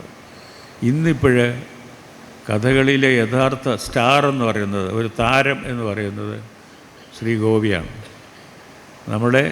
നമ്മുടെ സ്വന്തം കലാമണ്ഡലം ഗോപിയാണ് ഇന്നത്തെ ഏറ്റവും വലിയ താരം. അദ്ദേഹം താരപദവിയിലെത്തി എന്ന് പറയുന്നത് തന്നെ അദ്ദേഹം ഉണ്ടെങ്കിൽ കഥകളിയെപ്പറ്റി വലിയ ധാരണയില്ലാത്തവർ പോലും താല്പര്യപ്പെട്ട് വന്നിരിക്കും ഓഡിയൻസിൻ്റെ ഇടയിൽ. അപ്പോൾ എന്താണ് സംഭവം എന്ന് വെച്ച് കഴിഞ്ഞാൽ ഇദ്ദേഹത്തിൻ്റെ കളി സാധാരണക്കാർക്ക് പോലും മനസ്സിലാവുന്നു എന്നുള്ളതാണ്. അദ്ദേഹത്തിൻ്റെ ഓരോ കഥാപാത്രത്തെയും അദ്ദേഹം അവതരിപ്പിക്കുന്ന രീതിയും അതിലെ പൂർണ്ണമായിട്ടുള്ള അർപ്പണവും ഒക്കെ ഈ കാഴ്ചക്കാരിലേക്ക് സ്വാഭാവികമായിട്ട് പകരാൻ കഴിയുന്നു. ഇത് സാധിക്കുന്ന വലിയ ഒരു നമ്മുടെ കാലത്തെ ഒരു ഏറ്റവും വലിയ കലാകാരനാണ് കഥകളിയുടെ രംഗത്ത് പ്രത്യേകിച്ച് ശ്രീ കലാമണ്ഡലം ഗോപി. അദ്ദേഹത്തിന് ദീർഘായുസ്സുണ്ടാവണം. ഇനിയും അരങ്ങുകളിൽ അദ്ദേഹം വിളങ്ങണം. നമ്മയെല്ലാം തുടർന്നും അഭിമാനിതരാക്കണം എന്നൊക്കെയുള്ള പ്രാർത്ഥനകളോടുകൂടി ഞാൻ ഈ യോഗം ഉദ്ഘാടനം ചെയ്തതായിട്ട് പ്രഖ്യാപിക്കുന്നു. നമസ്കാരം. നന്ദി. ശ്രീ അടൂർ ഗോപാലകൃഷ്ണൻ. ഇത് അദ്ദേഹത്തെ ഈ ആദര സ്വീകരണ യോഗത്തിൻ്റെ ഉദ്ഘാടകനായിട്ട് ക്ഷണിക്കാൻ പുറപ്പെടുമ്പോൾ തന്നെ ചിലരെങ്കിലും ഇങ്ങനെ പറഞ്ഞു, ഇവർ തമ്മിലൊരു ചെറിയ എന്തോ ഒരു അഭിപ്രായ വ്യത്യാസമുണ്ട്, എന്തോ ഈ ഡോക്യുമെൻ്ററി എടുത്തതിൻ്റെ പൈസ കൊടുത്തില്ലെന്നോ അത് വേണ്ടത്ര കിട്ടിയില്ലെന്നോ അങ്ങനെയൊക്കെ പറഞ്ഞിട്ട്. എന്തായാലും അത്തരം സംഭവങ്ങളൊക്കെ വളരെ ഒരു ക്ലാരിറ്റി വളരെ കൃത്യമായിട്ട് ഇപ്പോൾ എല്ലാ ആൾക്കാർക്കും മനസ്സിലാകുന്ന തരത്തിൽ അദ്ദേഹത്തിൻ്റെ പ്രഭാഷണത്തിൽ വന്നു എന്നുള്ളത് വളരെ സന്തോഷകരമാണ്. ഒരു സാധാരണഗതിയിൽ ഇത്രയും ഉയർന്ന നിലയ്ക്ക് ചലച്ചിത്ര രംഗത്ത് പ്രവർത്തിക്കുന്ന ഒരാൾ ഈ കഥകളി എന്ന ഒരു കലാരൂപത്തെ ആദരിക്കുന്നതും ആസ്വദിക്കുന്നതും അത് ഡോക്യുമെൻ്റ് ചെയ്യാൻ കഷ്ടപ്പെടുന്നതുമൊക്കെ കേട്ടപ്പോൾ എനിക്ക് ബഹുമാനം പണ്ടേ ഉണ്ടെങ്കിലും ഒരു ഇരട്ടിയായി ഇപ്പോൾ. ഈ കാരണം എന്ന് പറഞ്ഞാൽ കഥകളിക്ക് വേണ്ടിയിട്ട് അദ്ദേഹം എടുത്ത് അത് ഡോക്യുമെൻ്റ് ചെയ്ത് വെക്കാൻ വേണ്ടിയിട്ട് ചെയ്തിട്ടുള്ള എഫേർട്ട്, അതിന് കേട്ട ചീത്തപ്പേര്, അതിൻ്റെ സങ്കടങ്ങളൊക്കെ അദ്ദേഹത്തിൻ്റെ പ്രഭാഷണത്തിൽ നിഴലിച്ചു. എന്തായാലും പ്രത്യേകം ഈ പ്രഭാഷണത്തിനും പ്രഭാഷകനൊക്കെ നന്ദി പറയുന്നു. അടുത്ത ഈ രംഗകലകളെപ്പറ്റി വളരെ ആഴത്തിൽ ചിന്തിക്കുകയും അതിനെപ്പറ്റി എഴുതുകയും പറയുകയൊക്കെ ചെയ്യുന്ന ഒരാളാണ് ഡോക്ടർ എം.പി. നാരായണൻ. അദ്ദേഹത്തെ മുഖ്യ പ്രഭാഷണത്തിനായി ക്ഷണിക്കുന്നു. അധ്യക്ഷൻ ശ്രീരാമേട്ടൻ, ഏറ്റവും ആദരണീയനായ ഗോപിയാശാൻ, ഇന്ന് ഈ സദസ്സ് ഉദ്ഘാടനം ചെയ്ത ബഹുമാന്യനായ അടൂർ ഗോപാലകൃഷ്ണൻ, വേദിയിലെ മറ്റ് ബഹുമാന്യരെ, സദസ്സിലെ സുഹൃത്തുക്കളെ, ആസ്വാദകരെ,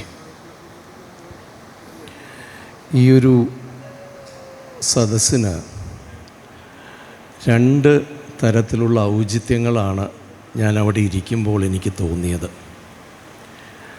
ഒന്നാമത്തേത്, ശ്രീരാമേട്ടൻ പറഞ്ഞു കുറച്ച് ദിവസം കൂടി കഴിഞ്ഞാൽ ഗോപിയാശാൻ്റെ പിറന്നാളാണ്, അതറിഞ്ഞിരുന്നെങ്കിൽ ഇത് അന്നേക്ക് മാറ്റുമായിരുന്നു എന്ന് പറഞ്ഞു. അതന്നല്ലാതെ ഇന്ന് നടക്കുന്നത് തന്നെയാണ് ഏറ്റവും ഔചിത്യം. കാരണം പലപ്പോഴും 60-ാം പിറന്നാൾ, 70-ാം പിറന്നാൾ, 84-ാം പിറന്നാൾ, അല്ലെങ്കിൽ ഏതെങ്കിലും ഒരു അവാർഡ് കിട്ടിയതിൻ്റെ ആദരവ് എന്ന രീതിയിലല്ലാതെ കൃത്യമായി ഗോപിയാശാനെ ആദരിക്കുക എന്ന ഒറ്റ ഉദ്ദേശത്തോടു കൂടി ഇത്തരം ഒരു സദസ്സ് നടത്തുന്നതിൻ്റെ ഔചിത്യം എത്ര പറഞ്ഞാലും തീരില്ല. കാരണം ഇത് വേറെ ഏതെങ്കിലും കാര്യത്തിൻ്റെ പേര് പറഞ്ഞൊരു ആദരവ് എന്നതിലുപരിയായി ഒരു കലാകാരനെ ആദരിക്കുക, ആ ഒരു ഉദ്ദേശം വെച്ചിട്ട് ഈ ഒരു കൂടിച്ചേരൽ നടത്തുമ്പോൾ ഇവിടെ യഥാർത്ഥത്തിൽ കഥകളി ക്ലബ്ബ്, കഥകളിക്ക് വലിയ ഔചിത്യങ്ങൾ പ്രധാനമായി നിൽക്കുമ്പോൾ ക്ലബ്ബുകൾക്കും അത്തരം ചില ഔചിത്യങ്ങൾ ഉണ്ടാവുന്നത് വളരെ സന്തോഷകരം തന്നെയാണ്. രണ്ടാമത്തെ ഔചിത്യം എന്ന് തോന്നിയത് ശ്രീ അടൂർ ഗോപാലകൃഷ്ണൻ്റെ സാന്നിധ്യം തന്നെയാണ്. അത് കേവലം അദ്ദേഹം ഗോപിയാശാൻ്റെ ഡോക്യുമെൻ്ററി ചെയ്തു, രാമൻകുട്ടിയാശാൻ്റെയും ഒക്കെ ഡോക്യുമെൻ്ററി ചെയ്തു എന്ന ഒരർത്ഥത്തിൽ മാത്രമല്ല, അത് വളരെ പ്രധാനമല്ല എന്നല്ല, പക്ഷേ അതിലുപരിയായി രംഗകലകളെക്കുറിച്ച്, തിയേറ്ററിനെക്കുറിച്ച് ഇത്ര ആഴത്തിൽ ഒരർത്ഥത്തിൽ സ്വന്തം അനുഭവത്തിൻ്റെ ഭാഗമായി അറിയുന്ന ഒരു സിനിമാ മേക്കർ ഉണ്ടോ എന്നത് വളരെ സംശയകരമായൊരു കാര്യമാണ്. അദ്ദേഹം ഒരിക്കൽ ഷിംലയിൽ ഞാൻ അവിടെ ഉണ്ടായിരുന്ന സമയത്ത് അവിടെ സന്ദർശിക്കുകയും ഒരു 3-4 ദിവസം അവിടെ ഉണ്ടായിരുന്നു. വളരെ പ്രാചീനമായിട്ടുള്ള ഗെയ്റ്റി തിയേറ്റർ എന്ന ഷിംലയിലുള്ള 200-250 വർഷം പഴക്കമുള്ളൊരു തിയേറ്ററാണ്. അതിൽ അദ്ദേഹത്തിൻ്റെ കൂടെ അവിടെ പോകാനുള്ള സാഹചര്യം ഉണ്ടായി. അപ്പോൾ അവിടെ ബാൽക്കണിയിലിരുന്ന്, ആദ്യം ബാൽക്കണിയിലും പിന്നെ താഴെയും പിന്നെ സ്റ്റേജിനടുത്തും പിന്നെ സ്റ്റേജിലും ഒക്കെ കയറി അദ്ദേഹം ആ തിയേറ്ററിനെ സ്വയം ഫീൽ ചെയ്യുന്നത്, അദ്ദേഹത്തിൻ്റെ ശരീരത്തിലൂടെ, കാഴ്ചയിലൂടെ, ശബ്ദത്തിലൂടെ തന്നെ ആ തിയേറ്ററിനെ അടുത്തറിയുന്നത് നേരിട്ട് കണ്ടിട്ടുള്ളൊരു അനുഭവം എനിക്കുണ്ട്. അത്തരത്തിൽ തിയേറ്റർ എന്നത്, ഒരു വേദി എന്നത്, ഒരരങ്ങ് എന്നത് എങ്ങനെ ആയിരിക്കണം, എങ്ങനെയാണ് അതിൻ്റെ അനുഭവം എന്ന് വളരെ വ്യക്തമായി അറിയുന്ന, ഒരുപക്ഷെ അദ്ദേഹത്തിൻ്റെ സിനിമകൾ ശ്രദ്ധിക്കുകയാണെങ്കിൽ അത്തരമൊരു കാഴ്ച വഴിയുടെ സൂചനകൾ പലപ്പോഴും അദ്ദേഹത്തിൻ്റെ സിനിമയിലുള്ളതായിട്ടും നമുക്കറിയാൻ പറ്റും. ഞാൻ തിയേറ്ററിക്കൽ എന്നല്ല പറയുന്നത്, പക്ഷേ തിയേറ്ററിൻ്റെ ഒരു കാഴ്ച വഴിയുടെ, അല്ലെങ്കിൽ അതിൻ്റെ ഒരു അനുഭവ തലം എന്നുള്ളത് അദ്ദേഹത്തിൻ്റെ സിനിമകളിലും നമുക്ക് ദർശിക്കാനാവും. അതുകൊണ്ടാണ് അടൂർ ഗോപാലകൃഷ്ണൻ ഇന്നിവിടെ ഉണ്ടാവുന്നത് രണ്ടാമത്തെ ഔചിത്യമായി എനിക്ക് തോന്നുന്നത്. പിന്നെ ഇന്ന് കഥകളിയുടെ ലോകത്തിൽ ഒരുപക്ഷെ കഥകളിയുടെ തന്നെ പര്യായമായി മാറിക്കഴിഞ്ഞിട്ടുള്ള ഗോപിയാശാനെ ആദരിക്കുക എന്നത് കഥകളിയിൽ മാത്രമല്ല, കേരളത്തിലെ തന്നെ കലാകാരരെ അല്ലെങ്കിൽ കേരളത്തിൻ്റെ കലയെ ആദരിക്കുന്നതിന് തുല്യമാണ് എന്നതിൽ യാതൊരു സംശയവുമില്ല.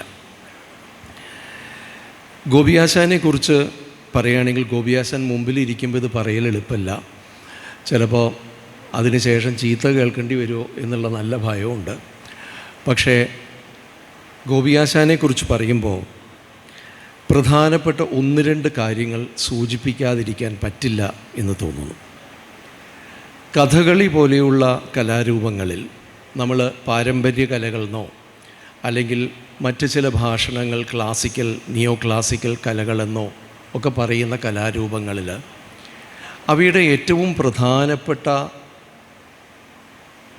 ആസ്പെക്റ്റ്, സ്വഭാവം എന്നത് അവയുടെ വ്യാകരണമാണ്. ചിട്ട എന്ന് നാം വിളിക്കുന്ന, അല്ല എന്നുണ്ടെങ്കിൽ വ്യവസ്ഥ എന്ന് വിളിക്കുന്ന, കൃത്യമായ നിയമങ്ങൾക്കനുസരിച്ച് അവതരണങ്ങളെ ചിട്ടപ്പെടുത്തിയെടുക്കുന്ന ഒരു രീതിശാസ്ത്രം എന്നത് കഥകളി, കൂടിയാട്ടം മുതലായിട്ടുള്ള പാരമ്പര്യ കലകളുടെ ഏറ്റവും പ്രധാനപ്പെട്ട സ്വഭാവങ്ങളിലൊന്നാണ്. ആ ചിട്ട എന്നത് തലമുറകളിലൂടെ അത് ഗുരുശിഷ്യ ബന്ധത്തിൻ്റെ, ശിക്ഷണത്തിൻ്റെ, കളരിയുടെ സാഹചര്യത്തിൽ അത് നൽകി വരികയും, മാറ്റങ്ങളില്ല എന്നല്ല, മാറ്റങ്ങളിലേക്ക് ഞാൻ വരാം, പക്ഷേ അത്തരത്തിൽ വ്യക്തമായി ഒരർത്ഥത്തിൽ അതിൻ്റെ ഒരു രൂപം എന്ന് പറയുന്നത്, ഫോം എന്ന് പറയുന്നത് നിലനിർത്തിക്കൊണ്ടുവരുന്ന കളരി ശിക്ഷണത്തിൻ്റെയും അരങ്ങവതരണത്തിൻ്റെയും ഒരു സംസ്കാരം ഇത്തരം കലകളുടെ ഏറ്റവും അവിഭാജ്യമായ ഘടകമാണ്. ഈ ഒരു ഘടകം അവിടെ ഉള്ളതുകൊണ്ടാണ് കഥകളി മാറ്റപ്പെടുമ്പോഴും അല്ലെങ്കിൽ മാറ്റമുണ്ടാകുമ്പോഴും അവയിൽ മാറ്റമില്ലാതെ നിൽക്കാനുള്ള, അല്ലെങ്കിൽ ഒരർത്ഥത്തിൽ ഒരു സ്ഥിരത എന്ന് പറയുന്നത്, ഒരു പെർമനൻസ് എന്ന് പറയുന്നത് അതിൽ പിന്നെയും തുടരാനുള്ള സാധ്യത വരുന്നത്. കുട്ടിത്തരം വേഷങ്ങൾ തൊട്ട് അഭ്യസിച്ചിട്ടുള്ള ഇടത്തരം വേഷങ്ങളിലേക്കെത്തി ആദ്യവസാന വേഷങ്ങൾ എന്ന ക്രമത്തിൽ അഭ്യസിച്ചു വരുന്ന ഒരു വിദ്യാർത്ഥി തീർച്ചയായും അയാളുടെ ശരീരം എന്ന് പറയുന്നത് ആ കഥകളിയുടെ അംഗ പ്രത്യംഗ ഉപാംഗ പ്രയോഗങ്ങൾക്കനുസൃതമായി കളരിയിൽ മാറ്റപ്പെടുന്നുണ്ട്. സാധാരണയുള്ള ആംഗ്യവിക്ഷേപങ്ങളിൽ നിന്ന് മാറിക്കൊണ്ട് ശരീരത്തെ കൃത്യമായ ഈ ഒരു വ്യവസ്ഥയിലേക്ക് ചിട്ടപ്പെടുത്തിയെടുക്കുന്ന ഒരു പ്രക്രിയ കളരിയിൽ നടക്കുന്നുണ്ട്. ആ പ്രക്രിയയിലൂടെ തന്നെയാണ് ഈ കലാകാരൻ വളർന്നു വരുംതോറും ഈ കഥകളിയുടെ ചിട്ടയിലേക്ക് സ്വാംശീകരിക്കപ്പെടുന്നത്. അത് വൃത്തിയായി അരങ്ങത്ത് അവതരിപ്പിക്കുമ്പോഴാണ് ഇത് കഥകളിയാണ് എന്ന തോന്നൽ നമുക്കുണ്ടാവുകയും ചെയ്യുന്നത്. ഇതൊരു വശത്ത് കഥകളിയുടെ രൂപത്തെ നിലനിർത്തുമ്പോൾ തന്നെ ആ രൂപത്തിൻ്റെ തുടർച്ചയെ എൻഷുവർ ചെയ്യുക, ഉറപ്പുവരുത്തുകയും ചെയ്യുന്നുണ്ട്. പക്ഷേ അങ്ങനെ നിൽക്കുമ്പോഴും അതിൽ ശ്രദ്ധേയമായ ഒരു കാര്യം എന്നത് ഓരോ കാലങ്ങളിൽ വളരെ കൃത്യമായി തന്നെ ആ ചിട്ടയെ അതിലംഘിക്കുന്ന, അല്ലെങ്കിൽ ആ ചിട്ടയെ പുനർനിർണയിക്കുന്ന, ആ ചിട്ടയ്ക്ക് മറ്റൊരു മുഖവും മറ്റൊരു ശൈലിയും നൽകുന്ന ചില കലാകാരന്മാർ അവതരിക്കും എന്നതും നമ്മുടെ അനുഭവത്തിൻ്റെ ഭാഗം തന്നെയാണ്.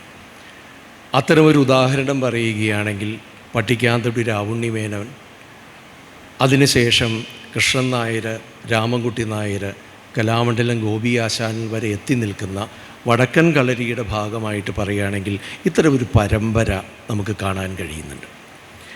പലപ്പോഴും രാമൻകുട്ടി നായരാശാനെക്കുറിച്ച് പറയുന്നൊരു കാര്യം, രാമൻകുട്ടി നായരാശാൻ കഥകളിയുടെ ചിട്ട കൃത്യമായി പിന്തുടരുമ്പോഴും, പ്രത്യേകിച്ച് അതിൻ്റെ താളവ്യവസ്ഥയും അതിൻ്റെ അരങ്ങ് പരിചരണവും അംഗോപാംഗ അഭിനയവും വളരെ കൃത്യമായി ചിട്ടയനുസരിച്ച് തുടരുമ്പോഴും രാമൻകുട്ടി നായരാശാൻ ആ ചിട്ടകളെ തന്നെ സ്വന്തം ശരീരത്തിൻ്റെ രീതികൾക്കനുസരിച്ച് പുനർനിർണയിച്ചു എന്നത് നമുക്ക് അനുഭവമുള്ള കാര്യമാണ്. ആ പുനർനിർണയത്തിൻ്റെ ഫലം എന്തായിരുന്നു എന്ന് ചോദിച്ചാൽ, കത്തിവേഷങ്ങൾക്ക് രാമൻകുട്ടി നായരാശാനാണ് അവസാന വാക്ക് എന്ന രീതിയിൽ, രാമൻകുട്ടി നായരാശാൻ്റെ ചിട്ടയാണ് ചിട്ട എന്ന രീതിയിൽ അത് പുനർനിർണയിക്കപ്പെടുകയുണ്ടായിട്ടുണ്ട്. ഇത് ചിട്ടയ്ക്കെതിരായിട്ടോ ചിട്ടയെ മാറ്റിയെടുക്കുന്ന രീതിയിലോ അല്ല എന്നും, ഒരർത്ഥത്തിൽ ഒരു രൂപം നിൽക്കുമ്പോൾ തന്നെ ആ രൂപത്തിനകത്ത് ഒരു മേധ വരുമ്പോൾ, ഒരു ഭാവന അതിലേക്ക് സന്നിവേശിക്കുമ്പോൾ, ഒരു ഭാവനയാൽ അത് പാർപ്പ് ഉണ്ടാക്കി തീർക്കുമ്പോൾ ഉണ്ടാകുന്ന ആ ഒരു മാറ്റം, അവിടെയാണ് മറ്റൊരു നിലയ്ക്ക് കഥകളിയിലെ സർഗാത്മകത അല്ലെങ്കിൽ ക്രിയേറ്റിവിറ്റി എന്ന് പറയുന്നത്. തികച്ചും പുതിയതായ എന്തെങ്കിലും കൊണ്ടുവരിക എന്ന ആധുനികമായ ഒരു കലാപ്രയോഗത്തിൻ്റെ രീതിയിൽ നിന്നും വ്യത്യസ്തമായി ചിട്ടയ്ക്കകത്ത് നിൽക്കുകയും എന്നാൽ ആ ചിട്ടയെ തന്നെ പുനർനിർണയിക്കുകയും അതിന് പുതിയ ഭാഷ്യങ്ങൾ ഉണ്ടാക്കുകയും അത്തരത്തിൽ ആ ചിട്ടയെ മറ്റൊരു തലത്തിലേക്ക് കൊണ്ടുപോവുകയും ചെയ്യുന്ന, മറ്റൊരു ശൈലിയിലേക്ക് കൊണ്ടുപോവുകയും ചെയ്യുന്ന ഇത്തരം പ്രയോഗങ്ങളാണ് പലപ്പോഴും പാരമ്പര്യ കലകളിലെ സർഗാത്മകതയായിട്ട് വർത്തിക്കുന്നത്. ഗോപിയാശാൻ്റെ കാര്യത്തിൽ ഇത് വ്യക്തമായിട്ട് നമുക്ക് കാണാൻ കഴിയും.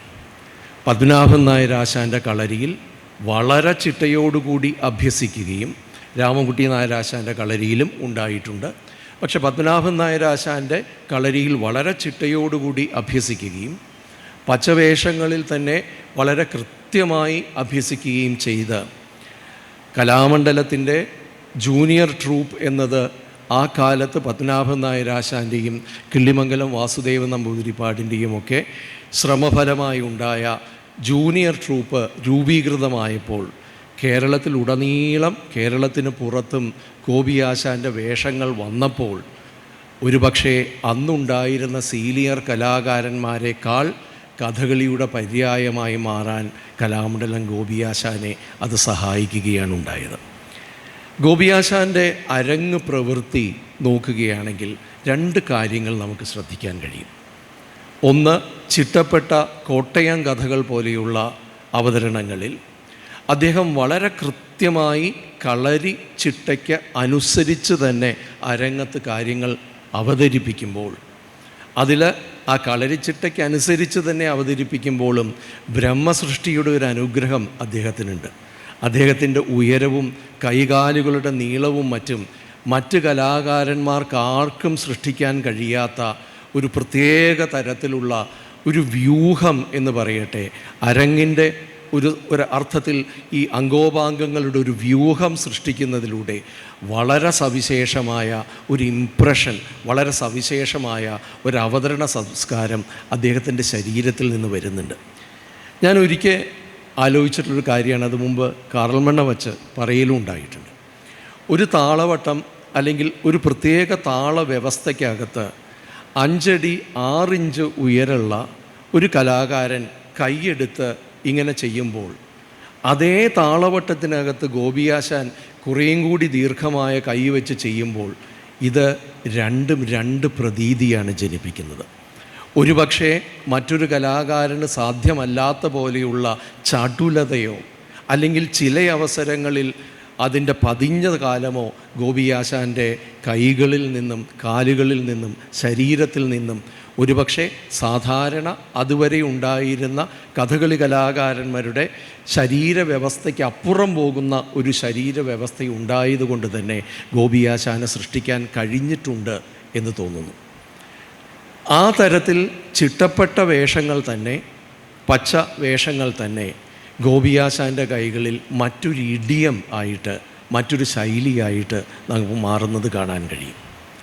പക്ഷേ അതേ സമയം തന്നെ അത്ര ചിട്ടപ്പെട്ട വേഷങ്ങളല്ലാത്ത, പ്രത്യേകിച്ച് നളചരിതത്തിലെ നളൻ എന്ന കഥാപാത്രത്തെ ഒരുപക്ഷെ സമകാലികമായ ഒരവസ്ഥയിലേക്ക്, സമകാലികമായ കാഴ്ചക്കാരുടെ കാഴ്ചശീലങ്ങൾക്ക്, അവരുടെ ഭാവുകത്വങ്ങൾക്കനുസരിച്ച് മാറ്റിയെടുത്തതിൽ ഏറ്റവും പ്രധാനപ്പെട്ട പങ്ക് വഹിച്ചിട്ടുള്ളത് ഗോപിയാശാനാണ് എന്ന് പറയേണ്ടി വരും. നളചരിതത്തിൻ്റെ ഒരു ചരിത്രം തന്നെ നോക്കുകയാണെങ്കിൽ അത് എഴുതപ്പെട്ട കാലത്ത് ഒരുപക്ഷെ വലിയ പ്രചാരം ലഭിച്ചില്ല എന്നുണ്ടെങ്കിലും പ്രധാനമായി നമുക്കറിയുന്നത് ആദ്യമായി അത് കൊട്ടാരം കളിയോഗത്തിൽ പത്മനാഭസ്വാമി ക്ഷേത്രത്തിൽ 2-ാം ദിവസത്തെ കളി അവതരിപ്പിച്ചു എന്ന് നമുക്കറിയാം. പിന്നീട് അത് സാവകാശമാണെങ്കിലും കേരളത്തിൻ്റെ മറ്റ് പ്രദേശങ്ങളിൽ കൂടി നളചരിതം കൂടുതൽ പ്രചാരം ലഭിച്ചു വന്നപ്പോഴും 2-ാം ദിവസത്തെ കളി മാത്രമാണ് പ്രധാനമായും വടക്ക് ഭാഗത്ത് പ്രചാരം ലഭിച്ചത്.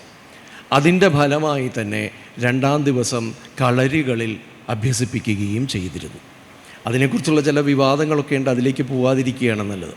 പക്ഷേ പറഞ്ഞു വന്നത് 20-ാം നൂറ്റാണ്ടിൻ്റെ ആദ്യ പകുതിയോടെത്തുമ്പോഴാണ് നളചരം 4 ദിവസവും കേരളത്തിൽ ഉടനീളം പ്രചാരം ലഭിച്ചു വരുന്നത്. അതെന്തുകൊണ്ടായിരിക്കാം എന്ന ഗൗരവമായൊരു ചോദ്യമുണ്ട്. കാരണം ഏതാണ്ട് 150 വർഷം 1860-കളായിരിക്കും അല്ലേ? അപ്പോൾ ഏതാണ്ട് 200 വർഷത്തിന് ശേഷമാണ് ആ കഥയ്ക്ക് കളിയരങ്ങുകളിൽ അത്തരത്തിലുള്ള പ്രചാരം ലഭിച്ചത് എന്നുണ്ടെങ്കിൽ അതിന് പിറകിലുള്ള കാരണം എന്തായിരിക്കും എന്ന് ഗൗരവമായി ചോദ്യം വരുന്നുണ്ട്. ഒരുപക്ഷെ Nalacharitham is A play written much ahead of its times എന്ന് പലപ്പോഴും ഇംഗ്ലീഷിൽ പറയും. കാലത്തിന് മുന്നേ എഴുതപ്പെട്ടൊരു കൃതിയാണ്. അതിനകത്തെ ആധുനികമായ ഒരു വ്യക്തിബോധവും ആധുനികമായ ഒരു ഭാവുകത്വവും, ഞാൻ എന്ന വിചാരം, താൻ തന്നെ എന്ന വിചാരം, താനും മറ്റൊരുവനും താനും യാഥാർത്ഥ്യവുമായുള്ള ബന്ധം, താൻ തന്നെ പല ശകലങ്ങളായി ഭിന്നിച്ചു പോകുന്ന ഒരവസ്ഥ, താൻ ആരാണ് എന്ന ചോദ്യങ്ങൾ, ഇത്തരം ചോദ്യങ്ങൾക്കൊക്കെ വ്യാപ്തി കിട്ടുന്നത് ഒരുപക്ഷെ ഉണ്ണായി വാര്യർ അത് 18-ാം നൂറ്റാണ്ടിൻ്റെ അവസാനമാണ് എഴുതിയിരുന്നത് എന്നുണ്ടെങ്കിലും അതിന് പ്രാധാന്യം കൈവരിക്കുന്നത് അല്ലെങ്കിൽ അതിന് അർത്ഥവ്യാപ്തി കൈവരിക്കുന്നത് ആധുനികമായ 1930-കൾ തൊട്ടുള്ള ഒരു കേരളീയ സംസ്കാരത്തിൽ, കേരളീയ ചരിത്ര സാഹചര്യത്തിലാണ് എന്ന് തോന്നുന്നു. ഇവിടെ തന്നെയാണ് കൃഷ്ണൻ നായരുടെയും കലാമണ്ഡലം ഗോപിയാശാൻ്റെയും നളവേഷങ്ങൾക്ക് ഇത്ര പ്രാധാന്യം കൈവരിക്കുന്നത്. കൃഷ്ണൻ നായരാശാൻ്റെ വേഷങ്ങൾ പലപ്പോഴും ഒരർത്ഥത്തിൽ യഥാതഥത്വത്തിൻ്റെ രീതികളിലേക്ക് നളൻ്റെ അവതരണങ്ങളെ, നളകഥാപാത്രത്തെ തന്നെ യഥാതഥത്വത്തിൻ്റെ രീതികളിലേക്ക് സന്നിവേശിപ്പിക്കുവാൻ റിയലിസ്റ്റിക്കായിട്ടുള്ള, അത് പല ആക്ഷേപങ്ങൾ അതിന് വന്നിട്ടുണ്ട്, അത് കഥകളിയിൽ തന്നെ മറ്റൊരു മാറ്റം, മറ്റൊരു ചുവടുമാറ്റമായിട്ട് അത് കാണുമ്പോൾ ഗോപിയാശാൻ്റെ നള അവതരണങ്ങളുടെ പ്രത്യേകത എന്നത് അത്തരം യഥാതഥത്വമല്ല, മറിച്ച് കഥകളിയുടെ ചിട്ടയ്ക്ക് അനുസരിച്ച് കഥകളിയുടെ ഭാഷ തന്നെ ഉപയോഗിച്ചുകൊണ്ട് പുതിയ ഒരു വൈയക്തികമായ ഭാവുകത്വം അതിനകത്തേക്ക് ഗോപിയാശാനെ സന്നിവേശിപ്പിക്കുവാൻ കഴിഞ്ഞു എന്നതാണ്. നമ്മൾ ഗൗരവമായിട്ട് നളചരിതം നോക്കുമ്പോൾ നളൻ രാജാവാണ്, നളൻ ഉന്നതകുലജാതനാണ്, എല്ലാ തരത്തിലുള്ള സൗഭാഗ്യങ്ങളും നളനുണ്ടായിരുന്നു, രാജ്യമുണ്ടായിരുന്നു, അധികാരമുണ്ടായിരുന്നു, അതിസുന്ദരിയായ ഭാര്യയുണ്ടായിരുന്നു. പക്ഷേ ആ കഥയുടെ ഏറ്റവും പ്രധാനപ്പെട്ട സ്വഭാവം എന്നത് ഇതെല്ലാം നഷ്ടപ്പെട്ട്, രാജ്യം നഷ്ടപ്പെട്ട്, അധികാരം നഷ്ടപ്പെട്ട്, പണം നഷ്ടപ്പെട്ട്, എല്ലാം നഷ്ടപ്പെട്ട് അവസാനം ഉടുത്തിരുന്ന വസ്ത്രം പോലും നഷ്ടപ്പെട്ട് നിന്നു നളൻ ദീനനായി എന്ന് നളചരിതത്തിൽ പറയുന്നു. എല്ലാം നഷ്ടപ്പെട്ട് കേവലം ഒരു നരനായി, ഒരു മനുഷ്യനായി നിൽക്കുന്ന ഒരു കഥാപാത്രത്തെയാണ് നളചരിതം അവതരിപ്പിക്കുന്നത്. ആ അർത്ഥത്തിൽ നളചരിതം ആധുനികമായ ഒരു ഭാവുകത്വത്തെ, മനുഷ്യൻ എന്ന് പറയുന്ന ഒരു ബോധത്തെ, നരൻ എന്ന് പറയുന്ന ഒരു ബോധത്തെ, അതുകൊണ്ടാണ് ചിലരെങ്കിലും അതിനെ നളചരിതം എന്നല്ല നരചരിതം എന്നാണ് പറയേണ്ടത് എന്ന് പറയുന്നത്, മനുഷ്യൻ എന്ന് പറയുന്ന ഒരു ബോധത്തെ, ആ ബോധത്തെയാണ് ഒരർത്ഥത്തിൽ കലാമണ്ഡലം ഗോപിയാശാൻ സ്വന്തം അവതരണങ്ങളിലൂടെ ആ കാഴ്ചക്കാർക്ക്, ആസ്വാദകർക്ക് നൽകിയിട്ടുള്ളത്. ഇവിടെ തന്നെയാണ് ഗോപിയാശാനുമായിട്ടുള്ള, കലാമണ്ഡലം ഗോപിയാശാൻ്റെ അവതരണങ്ങളുമായിട്ടുള്ള ഈ ആധുനികമായ സമകാലികമായ ഒരു സദസ്സിൻ്റെ ബന്ധം എന്ന് പറയട്ടെ. അതിനോടുള്ള എന്താ പറയുക, നമ്മൾ ഈ ട്യൂണിംഗ് ഫോർക്ക് വെച്ച് വരുമ്പോൾ ഉണ്ടാകുന്നൊരു എന്താ അതിൻ്റെ പേര് പറയുക, സിമ്പതറ്റിക് റെസനൻസ് എന്ന് പറയും. ഒരു ട്യൂണിംഗ് ഫോർക്ക് അതേ ഫ്രീക്വൻസിയുള്ളൊരു മറ്റൊരു ട്യൂണിംഗ് ഫോർക്കിന് അടുത്ത് വെച്ചിട്ട് ഇത് ശബ്ദിപ്പിച്ചാൽ ഒരു ശബ്ദവും ഒരു അടിക്കലും ഇതിന് വേണ്ട, ഇത് അതിന് സിമ്പതറ്റിക് റെസനൻസ് ആയിട്ട് അതിനെ മാറ്റുലി കൂടുന്ന രീതിയിൽ ഈ മറ്റേ ട്യൂണിംഗ് ഫോർക്കും ശബ്ദിക്കും. ഇത്തരത്തിൽ വളരെ ആധുനികമായ സമകാലികമായ ഒരു ഭാവുകത്വം ആണ്ടുകൊണ്ട് നളനെ നരനായി അവതരിപ്പിക്കുന്ന ഗോപിയാശാൻ്റെ മുൻപിലിരിക്കുമ്പോൾ മറ്റെന്ത് വിമർശനമുണ്ടെങ്കിലും അതിനോട് തിരിച്ച് പ്രതികരിക്കാതിരിക്കാൻ, അതിനെ സ്വീകരിക്കാതിരിക്കാൻ, അതിനെ ഒരർത്ഥത്തിൽ കൈകൂപ്പി അംഗീകരിക്കാതിരിക്കാൻ വലിയ ബുദ്ധിമുട്ടുള്ള അവസ്ഥയാണ് വരുന്നത്. ഞാൻ തുറന്നു പറയാം, ആദ്യകാലത്ത് പലപ്പോഴും ഈ ചിട്ടയുടെ ഒരു വക്താവ് എന്ന നിലയ്ക്ക്, ഞാൻ വക്താവേണ്ട കാര്യമില്ല, അതിൻ്റെ പ്രണേതാവ് എന്ന നിലയ്ക്ക് ഗോപിയാശാൻ ചെയ്യുന്ന പ്രവൃത്തികളോട് വേണ്ട പോലെ ബഹുമാനം തോന്നാത്ത ആളായിരുന്നു. പക്ഷേ പിന്നീട് മാറി വരുമ്പോൾ, അത് ഗോപിയാശാനോട് തന്നെ പറഞ്ഞിട്ടുണ്ട്, ഇത് കൂടുതൽ കണ്ടുവരുമ്പോൾ തന്നെയാണ് എന്താണ് യഥാർത്ഥത്തിൽ ഗോപിയാശാൻ അരങ്ങത്ത് ചെയ്യാൻ ശ്രമിക്കുന്നത്. ഇത് ബോധപൂർവമാണ് എന്ന് ഞാൻ പറയാൻ ശ്രമിക്കുന്നില്ല. കാരണം അവിടെയാണ് ഒരു കലാകാരൻ്റെ അൺകോൺഷ്യസ് എന്ന് പറയുന്നത്, അല്ലെങ്കിൽ അബോധം എന്ന് പറയുന്നത് യഥാർത്ഥത്തിൽ കാലവുമായി ബന്ധപ്പെട്ട് പ്രവർത്തിക്കുന്നത്. ആ തരത്തിൽ അബോധമായി സ്വന്തം ശരീരത്തിലൂടെ വരുന്ന പ്രയോഗങ്ങൾ, ഞാൻ ഒരു ഉദാഹരണം മുമ്പ് ഒരു ദിക്കിൽ എഴുതിയിട്ടുണ്ട്. അത് പലപ്പോഴും ഈ ഇളകിയാട്ടത്തിൻ്റെ ഇടയ്ക്ക്, ആട്ടത്തിനിടയ്ക്ക് കൂടെ നിൽക്കുന്ന കഥാപാത്രത്തിൽ നിന്നും മുഖം തിരിച്ച് ദൂരേക്ക് അല്ലെങ്കിൽ വിദൂരങ്ങളിലേക്ക് നോക്കിക്കൊണ്ട് നിൽക്കുന്ന, അല്ലെങ്കിൽ കണ്ണടച്ച് ഒരു അതിതീവ്രമായ ഒരു മാനസിക അനുഭവം അദ്ദേഹം അവതരിപ്പിക്കുന്നത് പലപ്പോഴും മുഖം തിരിച്ചിട്ടാണ്. ഇത് ഒരു 100 വർഷങ്ങൾക്ക് മുൻപോ 50 വർഷങ്ങൾക്ക് മുമ്പോ കഥകളിയുടെ അരങ്ങത്ത് സാധ്യമേ അല്ല. കാരണം മുമ്പിൽ നിന്നുള്ള വെളിച്ചം മാത്രമുള്ളൊരു കാലത്ത് മുഖം തിരിച്ചു നിന്നാൽ ഈ മുഖത്തിൻ്റെ കൃത്യമായി ഫ്രെയിം ചെയ്തിട്ടുള്ള ആ ഒരു മുഖത്തിൻ്റെ കാഴ്ച എന്നുള്ളത് അലോസരപ്പെടുക മാത്രമേ ചെയ്യുകയുള്ളൂ. മറിച്ച് ആധുനികമായ ഇന്നത്തെ വെളിച്ച സംവിധാനത്തിൽ, ഇന്നത്തെ ദീപ സംവിധാനത്തിൽ ഈ തരത്തിൽ മുഖം തിരിഞ്ഞു നിന്നാൽ അത് കൃത്യമായി കാണാൻ കഴിയുകയും അതിലൂടെ അബോധപൂർവം ഗോപിയാശാൻ നമ്മുടെ മനസ്സുകളിൽ ഞൊട്ടിവിടുന്നത്, തൊട്ടുവിടുന്നത് നമ്മുടെ സിനിമ കണ്ടുള്ള ശീലത്തെ കൂടിയാണ്. പലപ്പോഴും സിനിമയിലുണ്ടാകുന്ന സ്വന്തം ഹൃത്തിലേക്ക്, സ്വന്തം മനസ്സിലേക്കുള്ള ഊളിയിട്ട് പോക്കോ അല്ലെങ്കിൽ ഭൂതകാലത്തിലേക്കുള്ളൊരു പ്രയാണമോ പലപ്പോഴും ആ ഫ്രെയിമിൽ തന്നെ മുഖം തിരിച്ചു നിന്ന് പ്രൊഫൈൽ കാട്ടുന്ന ഒരു പ്രത്യേക രീതിയിലാണ് പലപ്പോഴും മെയിൻ സ്ട്രീം സിനിമയിലാണ് അത് വരുന്നത്. പക്ഷേ ഇത്തരമൊരു ഒരു വ്യാകരണം എന്ന് പറയുന്നത്, ഒരു കാഴ്ചശീലം സ്വായത്തമാക്കിയിട്ടുള്ള മലയാളിക്ക് മുൻപിൽ ഗോപിയാശാൻ അബോധപൂർവമായിട്ടാണെങ്കിലും ഇത് തിരിഞ്ഞു നിൽക്കുമ്പോൾ കഥകളി അതിലേക്ക് സന്നിവേശിപ്പിക്കുന്നത് ഒരു സമകാലികമായ കാഴ്ച വഴിയെ കൂടിയാണ്. ഇത് കഥകളിയുടെ ചിട്ടയ്ക്ക് വിരുദ്ധമൊന്നുമല്ല. ഇത് കഥകളിയുടെ ചിട്ടയുടെ മാറ്റിക്കൊണ്ട് കഥകളിയുടെ വ്യവസ്ഥയെ തന്നെ വിപുലീകരിക്കുന്ന വളരെ സർഗാത്മകമായ ഒരു ശീലമായിട്ട് ഇതിനെ കാണേണ്ടി വരും. ഇത്തരത്തിൽ അനവധി കാര്യങ്ങൾ നമുക്ക് പറയാൻ പറ്റും.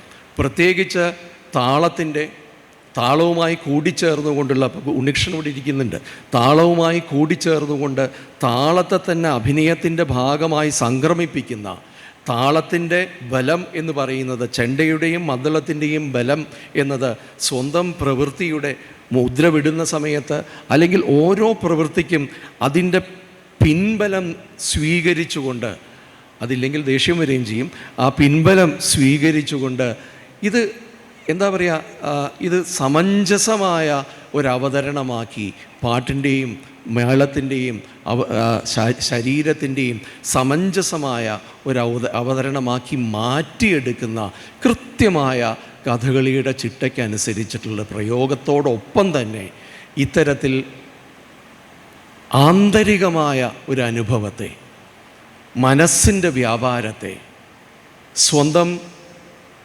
ഭാവന അനുസരിച്ച് ഉള്ള പക്ഷേ ഇതാണോ, ഈ വാക്കുകളാണോ എന്ന് വെച്ചാൽ ഇതിൽ ഏറ്റവും വലിയ പ്രോബ്ലം ഉള്ളത്, നമ്മൾ പലപ്പോഴും ആധുനികതയെക്കുറിച്ച് പറയുന്നത് പാശ്ചാത്യമായൊരു സംജ്ഞയുടെ ഭാഗമായിട്ടാണ്, അല്ലെങ്കിൽ പാശ്ചാത്യമായ ഒരു സൈദ്ധാന്തിക ബോധത്തിൻ്റെ ഭാഗമായിട്ടാണ്.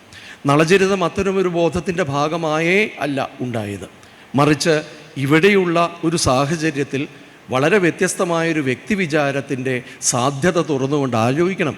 ഇത് നൂറ്റാണ്ടുകൾക്ക് മുൻപ് മഹാഭാരതത്തിൽ നളോപാഖ്യാനമായി രചിക്കപ്പെടുകയും പിന്നീട് അത് നൈഷധത്തിൻ്റെ ഭാഗമായി വരികയും ഇന്ത്യയിൽ ഉടനീളം നളകഥ, നളദമയന്തി കഥ എന്നുള്ളത് വളരെ പ്രചാരം ലഭിച്ചിട്ടുള്ള ഒന്നായിരിക്കുമ്പോഴും ഉണ്ണായി വാര്യരുടെ കയ്യിലെത്തുമ്പോൾ അതിന് വളരെ സവിശേഷമായൊരു സ്വഭാവം കൈവരിക്കുന്നു. ഇന്ന് നളചരിതം വായിക്കുമ്പോൾ പലപ്പോഴും തോന്നുന്നൊരു ചോദ്യം, ഇത് ഗോപിയാശാന് വേണ്ടി എഴുതിയതാണോ എന്ന് വരെ തോന്നിപ്പോകുന്ന ഒരവസ്ഥയുണ്ട്. കാരണം ആ എഴുതിയിരിക്കുന്നതിന് സാക്ഷാത്കാരം ലഭിക്കുന്നത് അതിൻ്റെ വളരെ ഇൻറ്റേർണലായ ഒരു നാടകം, ഒരു മാനസികമായ, ഒരർത്ഥത്തിൽ സൈക്കോളജിക്കൽ എന്ന് പറയാവുന്ന മനഃശാസ്ത്രപരമായ അതിൻ്റെ ഒരു തലത്തെ ആ രീതിയിൽ ഗ്രഹിച്ചിട്ടുള്ളൊരു അഭിനയം കാണുന്നത് ഗോപിയാശാൻ്റെ കയ്യിൽ നിന്നാണ്. അത് പലരും അനുകരിക്കാൻ ശ്രമിച്ചിട്ടുണ്ട്. പക്ഷേ അനുകരണം മാത്രമേ ആവുകയുള്ളൂ എന്നതാണ് ദുഃഖകരം. ഗോപിയാശാൻ ആരെയും അനുകരിക്കുകയല്ല ഉണ്ടായിട്ടുള്ളത്. സ്വന്തമായ ഒരു ശൈലി, സ്വന്തമായ ഒരു ഭാഷ, ആൻ ഇൻറ്റീരിയറൈസ്ഡ് ആക്ടിങ് എന്ന് പറയുന്നതിനൊരു ഭാഷ കരുപ്പിടിപ്പിക്കുകയാണ് ചെയ്തിരിക്കുന്നത്. ഇത്രയും എന്ത് ധൈര്യത്തിലാണ് ഞാനിവിടെ നിന്ന് പറഞ്ഞത് എന്ന് എനിക്കറിയില്ല. എന്തെങ്കിലും പറഞ്ഞതിൽ അബദ്ധമുണ്ടെങ്കിൽ ഗോപിയാശാനോട് മാപ്പു ചോദിക്കുന്നു. നന്ദി, നമസ്കാരം. ഇതിലും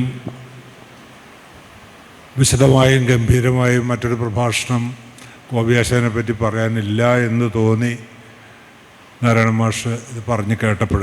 അത്രമാത്രം വിശദാംശങ്ങളോട് കൂടി എന്താണ് കലാമണ്ഡലം ഗോപി എന്ന് വെളിവാക്കുന്ന തരത്തിലുള്ള ഒരു പ്രഭാഷണമായിരുന്നു അത്. നന്ദി, ശ്രീ എം വി നാരായണൻ. ഇനി ഇവിടെ പ്രഭാഷണത്തിന് വരുന്നത് K B Rajanandan. K B രാജാനന്ദനെ സ്നേഹപൂർവ്വം ക്ഷണിക്കുന്നു. അപ്പോൾ കഥകളിയെക്കുറിച്ച് അത്ര ചെറിയ താല്പര്യമെങ്കിലും കഥകളിയെക്കുറിച്ച് ഉള്ള ആൾക്കാർ ഒരാൾ പോലും ഈ രാജാനന്ദൻ്റെ പ്രഭാഷണം കേൾക്കാതിരുന്നിട്ടുണ്ടാവില്ല.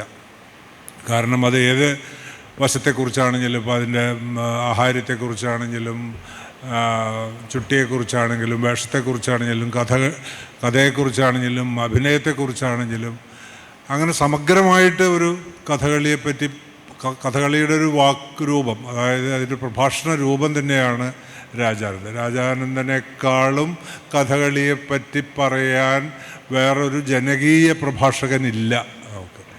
അപ്പോൾ ആ രാജാനന്ദനും കുന്നംകുളം കഥകളി ക്ലബിൻ്റെ ഭാഗമായിട്ട് എപ്പോഴും ഇവിടെ വരികയും നമ്മൾക്ക് വേണ്ട നിർദ്ദേശങ്ങളൊക്കെ തരികയും ചെയ്യുന്നത് തന്നെ കുന്നംകുളം കഥകളി ക്ലബിൻ്റെ ഒരു ഭാഗ്യമാണ്. രാജാനന്ദനെ വളരെ സന്തോഷപൂർവ്വം ക്ഷണിക്കുന്നു.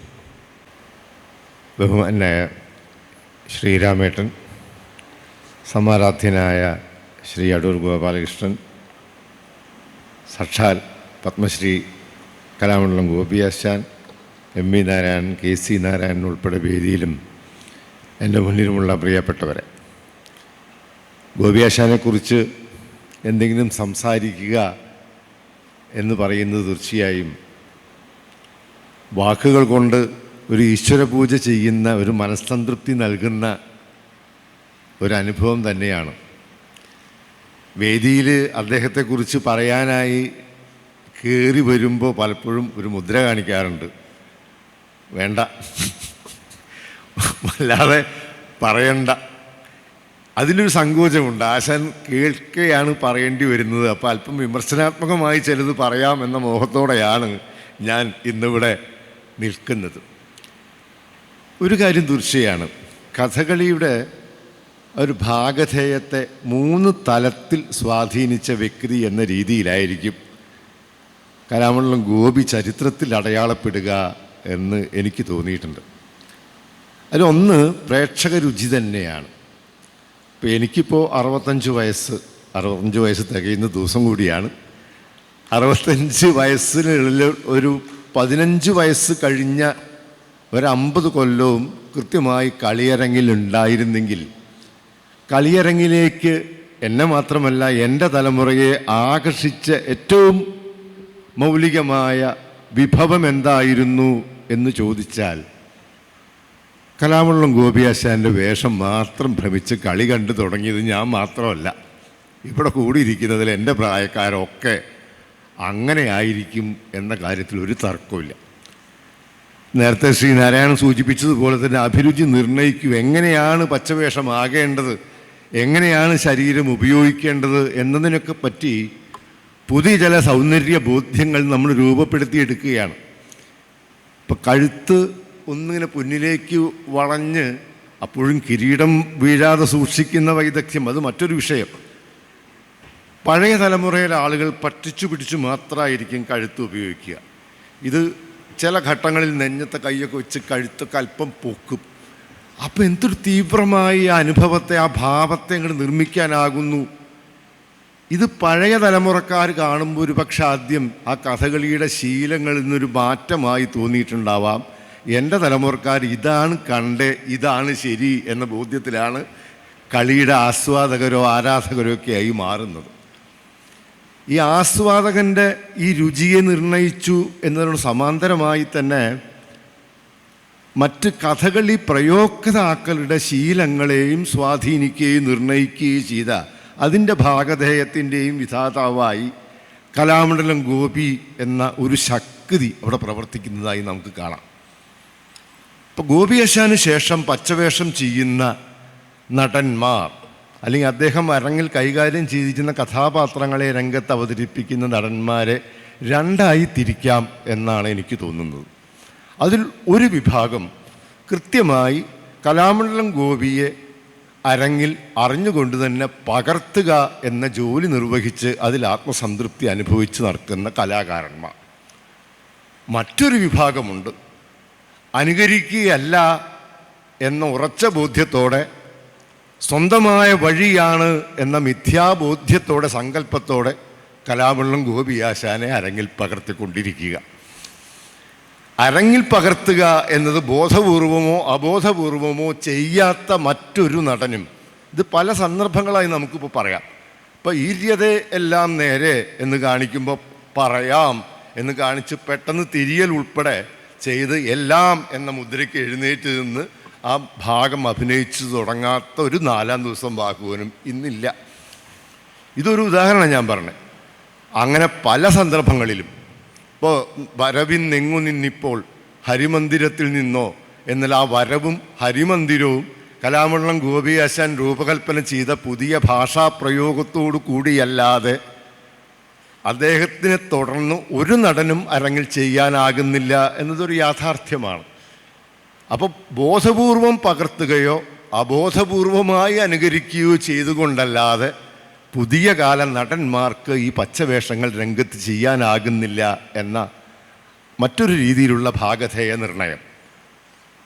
അതിലും പ്രധാനപ്പെട്ടതാണെന്ന് എനിക്ക് തോന്നുന്നു കേരള കലാമണ്ഡലം എന്ന സ്ഥാപനവും ഗോപിയാശാനും തമ്മിലുള്ള ആ ബന്ധം. കേരള കലാമണ്ഡലം സ്ഥാപിതമായതിൻ്റെ ചരിത്രം ശ്രീരാമേട്ടൻ ലളിതമായി വിശദീകരിച്ചു. ആ ഒരു 95 വയസ്സായ കേരള കലാമണ്ഡലത്തിൽ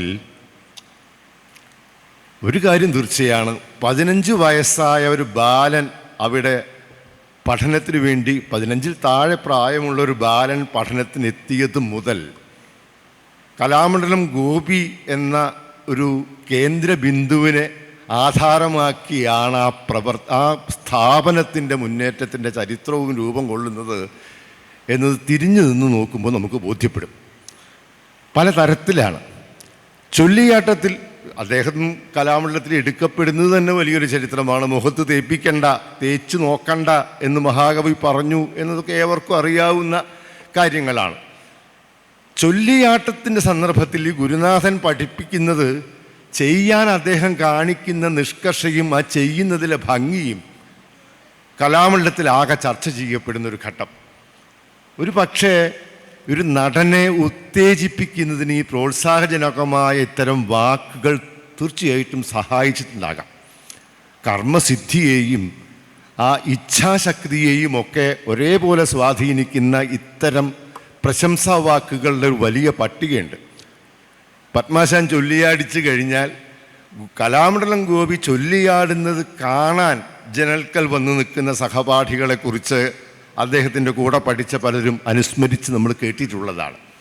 അത് കാണാൻ അദ്ദേഹം പഠിപ്പിച്ചു കഴിഞ്ഞ് അധ്യാപകൻ രംഗത്ത് നിന്ന് പോയാലും നേരത്തെ പഠിപ്പിച്ച് ഉറപ്പിച്ച സാധനം വീണ്ടും വ്യക്തതയും ഉറപ്പും ലഭിക്കുന്നതിന് വേണ്ടി സ്വമേധയാ ആവർത്തിച്ചു കൊണ്ടിരിക്കുമായിരുന്നു.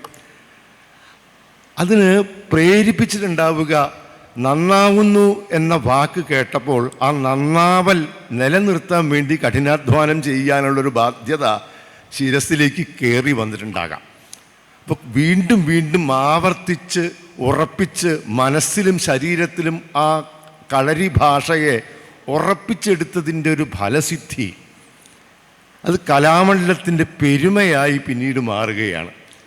കൗതുകത്തോടൊരു കാര്യം, തെക്ക് ദിക്കിലുള്ള കൃഷ്ണൻ നായരാശാൻ്റെ വേഷത്തോട് മത്സരിക്കാൻ നമുക്കൊരാൾ വേണം എന്ന വാശിയോടെ 2 ഗുരുനാഥന്മാർ പ്രാണൻ സമർപ്പിച്ച് ഒരു ശിഷ്യനെ കലാമണ്ഡലത്തിൽ വളർത്തിയെടുക്കുകയാണ്. മത്സരബുദ്ധി കൊടുത്തിട്ടല്ലെങ്കിൽ പോലും മധ്യകേരളത്തിൻ്റെ അഭിമാനമായി പച്ചവേഷങ്ങൾ ചെയ്യാനൊരു നടനെ നിർമ്മിച്ചെടുക്കുക എന്ന കലാമണ്ഡലത്തിൻ്റെ ആ കാലഘട്ടത്തിലെ ആവശ്യത്തിൻ്റെ സാക്ഷാത്കാരമായി പ്രാണൻ കൊടുത്ത് 2 ഗുരുനാഥന്മാർ വാത്സല്യവും ശിക്ഷയും ശിക്ഷണവും മാത്രവുമല്ല ജീവൻ വരെ കൊടുത്ത് എന്ന രീതിയിൽ വാത്സല്യത്തോടെ വളർത്തിയെടുത്ത് ഒരു നടനെ കഥകളിക്ക് സംഭാവന ചെയ്യുകയാണ് കലാമണ്ഡലം ഗോപി. വിദ്യാഭ്യാസ കാലഘട്ടം കഴിഞ്ഞ ഉടനെ തന്നെ അവിടെ തന്നെ അധ്യാപകനായി കയറുന്നു. പ്രധാന അധ്യാപകനായി സേവനമനുഷ്ഠിക്കുന്നു. വിരമിക്കുന്നേയില്ല. ഇപ്പോഴും ആചാര്യശ്രേഷ്ഠ എന്ന രീതിയിൽ എന്തെങ്കിലും ഒരു പദവിയിലോ തസ്തികയിലോ കലാമണ്ഡലം അദ്ദേഹത്തിൻ്റെ സേവനത്തെ ഒരു കാലത്തും നിരാകരിക്കാതെ കലാമണ്ഡലത്തിൻ്റെ ഭാഗമായി കൊണ്ടു നടക്കുന്നു. ഗോപിയാശാൻ ഇല്ലാത്ത കലാമണ്ഡലം എന്നത് കലാമണ്ഡലത്തിന് സങ്കല്പിക്കാനാവാത്ത ഒരു യാഥാർത്ഥ്യമാണ്. ഈ രീതിയിൽ ആ സ്ഥാപനത്തിൻ്റെ ഭാഗധേയത്തെയും നിർണയിക്കുന്ന ഒരു ശക്തിയായി. തീർച്ചയായും ഇത് കേവലമായ ഭാഗ്യം കൊണ്ട് രൂപപ്പെട്ട ഒരു ചരിത്രമൊന്നുമല്ല. കഠിനാധ്വാനവും സ്വയം സമർപ്പിതമായ ഒരു ചേതസ്സും അതിൻ്റെ പശ്ചാത്തലത്തിൽ പ്രവർത്തിച്ചിട്ടുണ്ട് എന്നതിന് നിരവധി ഉദാഹരണങ്ങൾ നമുക്ക് പറയാനാവും. മുഖത്ത് തേക്കുന്നതിൽ കാണിക്കുന്ന നിഷ്കർഷ മുതൽ ഒരു വേഷം അരങ്ങിലെത്തുന്നത് വരെ, അരങ്ങിൽ പ്രവർത്തിക്കുന്ന സമയത്തൊക്കെ എത്രമാത്രം സ്വയം സമർപ്പിച്ചു കൊണ്ടാണ് ഗോപിയാശാൻ അരങ്ങിൽ പ്രവർത്തിക്കുന്നത് എന്നതൊരു പ്രബന്ധത്തിനുള്ള വിഷയമാണ്. എന്നെ സംബന്ധിച്ച് ഓർക്കുമ്പോൾ ഇപ്പോഴും കണ്ണ് നിറയുന്ന ഒരനുഭവം ഞാൻ പങ്കുവെക്കുന്നത് ആസ്ഥാനത്താവില്ലെങ്കിൽ, നളചരിതത്തിൻ്റെ സമ്പൂർണമായ ഒരു ഛായാഗ്രഹണം എറണാകുളത്ത് വെച്ച് നടത്തുകയാണ്. രാജീവ് അഞ്ചൽ അല്ലെങ്കിൽ രാജീവ് കുമാർ എന്ന ചലച്ചിത്ര സംവിധായകൻ്റെ ചുമതലയിലായിരുന്നു ആ കഥകളിയുടെ ഷൂട്ട്. ഇപ്പോൾ സാങ്കേതിക ഒരു ഉപദേഷ്ടാവ് എന്ന രീതിയിൽ എനിക്കതിന് സഹായിക്കാനൊരു ബാധ്യതയുണ്ടായിരുന്നു. ഞാൻ ഷൂട്ടിൻ്റെ കൂടെ 4 ദിവസവും സമ്പൂർണ്ണമായി നളചരിതം ഗോപിയാശാൻ്റെ വേഷവുമായി എറണാകുളത്ത് വെച്ച് ഷൂട്ട് ചെയ്യപ്പെടുകയാണ്. 3-ാമത്തെ ദിവസത്തെ ആ ബാഹുകൻ്റെ ആട്ടം കഴിഞ്ഞ ദിവസമാണെന്ന് തോന്നുന്നു. കമ്മിറ്റിക്കാരാവശ്യപ്പെട്ട് മറ്റെന്തോ കാര്യങ്ങൾ ചർച്ച ചെയ്യാനായി അല്പസമയം കഴിഞ്ഞാണ് ഞാൻ താമസിക്കുന്ന മുറിയിലേക്ക് മടങ്ങിയെത്തിയത്. ഞങ്ങൾക്ക് 2 പേർക്കും താമസിക്കാൻ തൊട്ടടുത്തുള്ള മുറികളായിരുന്നു സംഘാടകർ അനുവദിച്ച് നൽകിയത്. ഞാൻ താമസിച്ച് അരമണിക്കൂറിലധികം താമസിച്ച് മുറിയിലെത്തിക്കഴിഞ്ഞപ്പോൾ ഈ 3 ബാഹുകൻ കളിച്ച് ക്ഷീണിതനായ കലാമണ്ഡലം ഗോപിയാശാൻ ഉറങ്ങിയിട്ടുണ്ടാകും എന്നാണ് പ്രതീക്ഷിച്ചതെങ്കിൽ തെറ്റി. എൻ്റെ മുറിക്ക് പുറത്തൊരു കസേരയിട്ട അദ്ദേഹം ഒറ്റയ്ക്ക് കാത്തിരിക്കുന്നു. ഇന്നത്തെ പ്രകടനത്തെപ്പറ്റി രാജാനന്ദനൊന്നും പറഞ്ഞില്ല. ഞാൻ എന്താ ചെയ്യണ്ടേ? അങ്ങോട്ട് സാഷ്ടാംഗം നമസ്കരിക്കുകയോ ഉറക്കെ അങ്ങോട്ട് കരയുകയോ ചെയ്യേണ്ടത് എന്നറിയാത്ത വല്ലാത്ത മനപ്രയാസത്തിലെത്തിപ്പോയി. അദ്ദേഹത്തിൻ്റെ മകൻ്റെ പ്രായം എന്ന രീതിയിൽ അത്രയേറെ താഴെ നിൽക്കുന്ന എൻ്റെ വരെ ഇത്തരം അഭിപ്രായങ്ങൾ ഈ പ്രായത്തിലും കേൾക്കാൻ താല്പര്യം കാണിക്കുകയും സ്വയം തിരുത്താൻ തയ്യാറാവുകയും ആ സന്നദ്ധതയോടുകൂടി കഥകളി അരങ്ങിനെ ഉപാസിക്കുകയും ചെയ്ത മറ്റൊരു നടൻ്റെ പേര് പറയാമോ എന്ന് PSC പരീക്ഷയ്ക്ക് ചോദ്യം വന്നാൽ ഒരു കാര്യം തീർച്ചയാണ്, ഈ സമർപ്പണ ബുദ്ധി തന്നെയാണ് കലാമണ്ഡലം ഗോപി എന്ന നടൻ്റെ വിജയത്തിൻ്റെയും അടിസ്ഥാന രഹസ്യമെന്ന് എനിക്ക് തോന്നുന്നു. എല്ലാവരും പറയും മുഖത്തെ പേശികളുടെ ആ ചലനസിദ്ധിയുള്ള അയവേറിയ പേശീഘടന കൊണ്ട് ഭാവാവിഷ്കാരത്തിന് അദ്ദേഹത്തിൻ്റെ മുഖത്തിനുള്ള പ്രത്യേക കഴിവും തീർച്ചയായും നിഷേധിക്കുന്നില്ല. മനസ്സിൽ വിചാരിക്കുന്നത് അതിനി അപ്രിയമാണെങ്കിൽ ആ അപ്രിയവും അപ്പം മുഖത്തു വരുന്നു എന്ന മഹാഭാഗ്യവും മഹാഭാഗ്യത്തിന് വിപരീതമായതും കലാമണ്ഡലം ഗോപിയാശാൻ്റെ സഹജമായുള്ളൊരു ഗുണമോ ദോഷമോ ആണെങ്കിൽ എനിക്ക് തോന്നുന്നു ഈ ഭാവങ്ങളെയും അതേപോലെ മുദ്രകളുടെ കനത്തെയും ഒക്കെ നിർണയിക്കുന്നത് സാധകം തികഞ്ഞ് ചെയ്ത് ശുദ്ധീകരിച്ചെടുത്ത അദ്ദേഹത്തിൻ്റെ കണ്ണുകളുടെ ശക്തിയാണ്. പലംഭാവം എന്ന മുദ്ര പിടിക്കുമ്പോൾ ആ കോലിൻ്റെ ഒരു പശ്ചാത്തലവും ഈ വിരൽ വിടലും ഒപ്പായതുകൊണ്ട് നമുക്ക് ആ മുദ്രയ്ക്ക് കനം തോന്നാം. പോരാ, കണ്ണ് പ്രവർത്തിച്ചത് കൊണ്ടാണ് അത് കിലോ കണക്കിന് ഭാരമുള്ളൊരു മുദ്രയായി പ്രേക്ഷകൻ്റെ മുമ്പിലെത്തുന്നത്. ആ കണ്ണുകൾ കൊണ്ടാണ് അദ്ദേഹം ഈ ഭാവാഭിനയത്തിൻ്റെ ഏറ്റവും സ്നിഗ്ധവും മുഗ്ധവുമായ ആ വശ്യവുമായ ആ മൂലകങ്ങളെ മുഴുവൻ പ്രകാശിപ്പിക്കുന്നതും എന്നെനിക്ക് തോന്നുന്നു.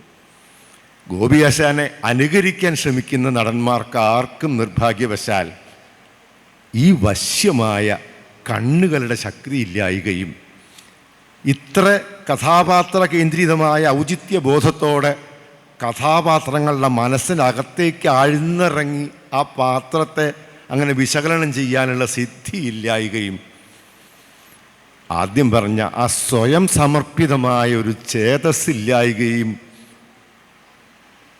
കാരണം കൊണ്ട് അനന്യമായി ഒരു പകരക്കാരനില്ലാത്ത നടനായി നമ്മുടെയൊക്കെ അഭിമാനമായി കലാമണ്ഡലം ഗോപി എന്നൊരു നടൻ കഥകളിയുടെ വരദാനമായി നമ്മളൊപ്പമുണ്ട്. ആ ഭാഗ്യത്തെ മനസ്സുകൊണ്ട് അതിലുള്ള സന്തോഷം പ്രകടിപ്പിച്ചുകൊണ്ട് അദ്ദേഹത്തിന് ദീർഘായുസ്സും നന്മകളും ഉത്കർഷങ്ങളും ആശംസിച്ചുകൊണ്ട് സാഷ്ടാംഗം പാദങ്ങളിൽ പ്രണമിച്ചുകൊണ്ട് ഞാൻ നിർത്തുന്നു. നന്ദി, നമസ്കാരം. അധികം പ്രഭാഷണങ്ങളില്ല ഇനി.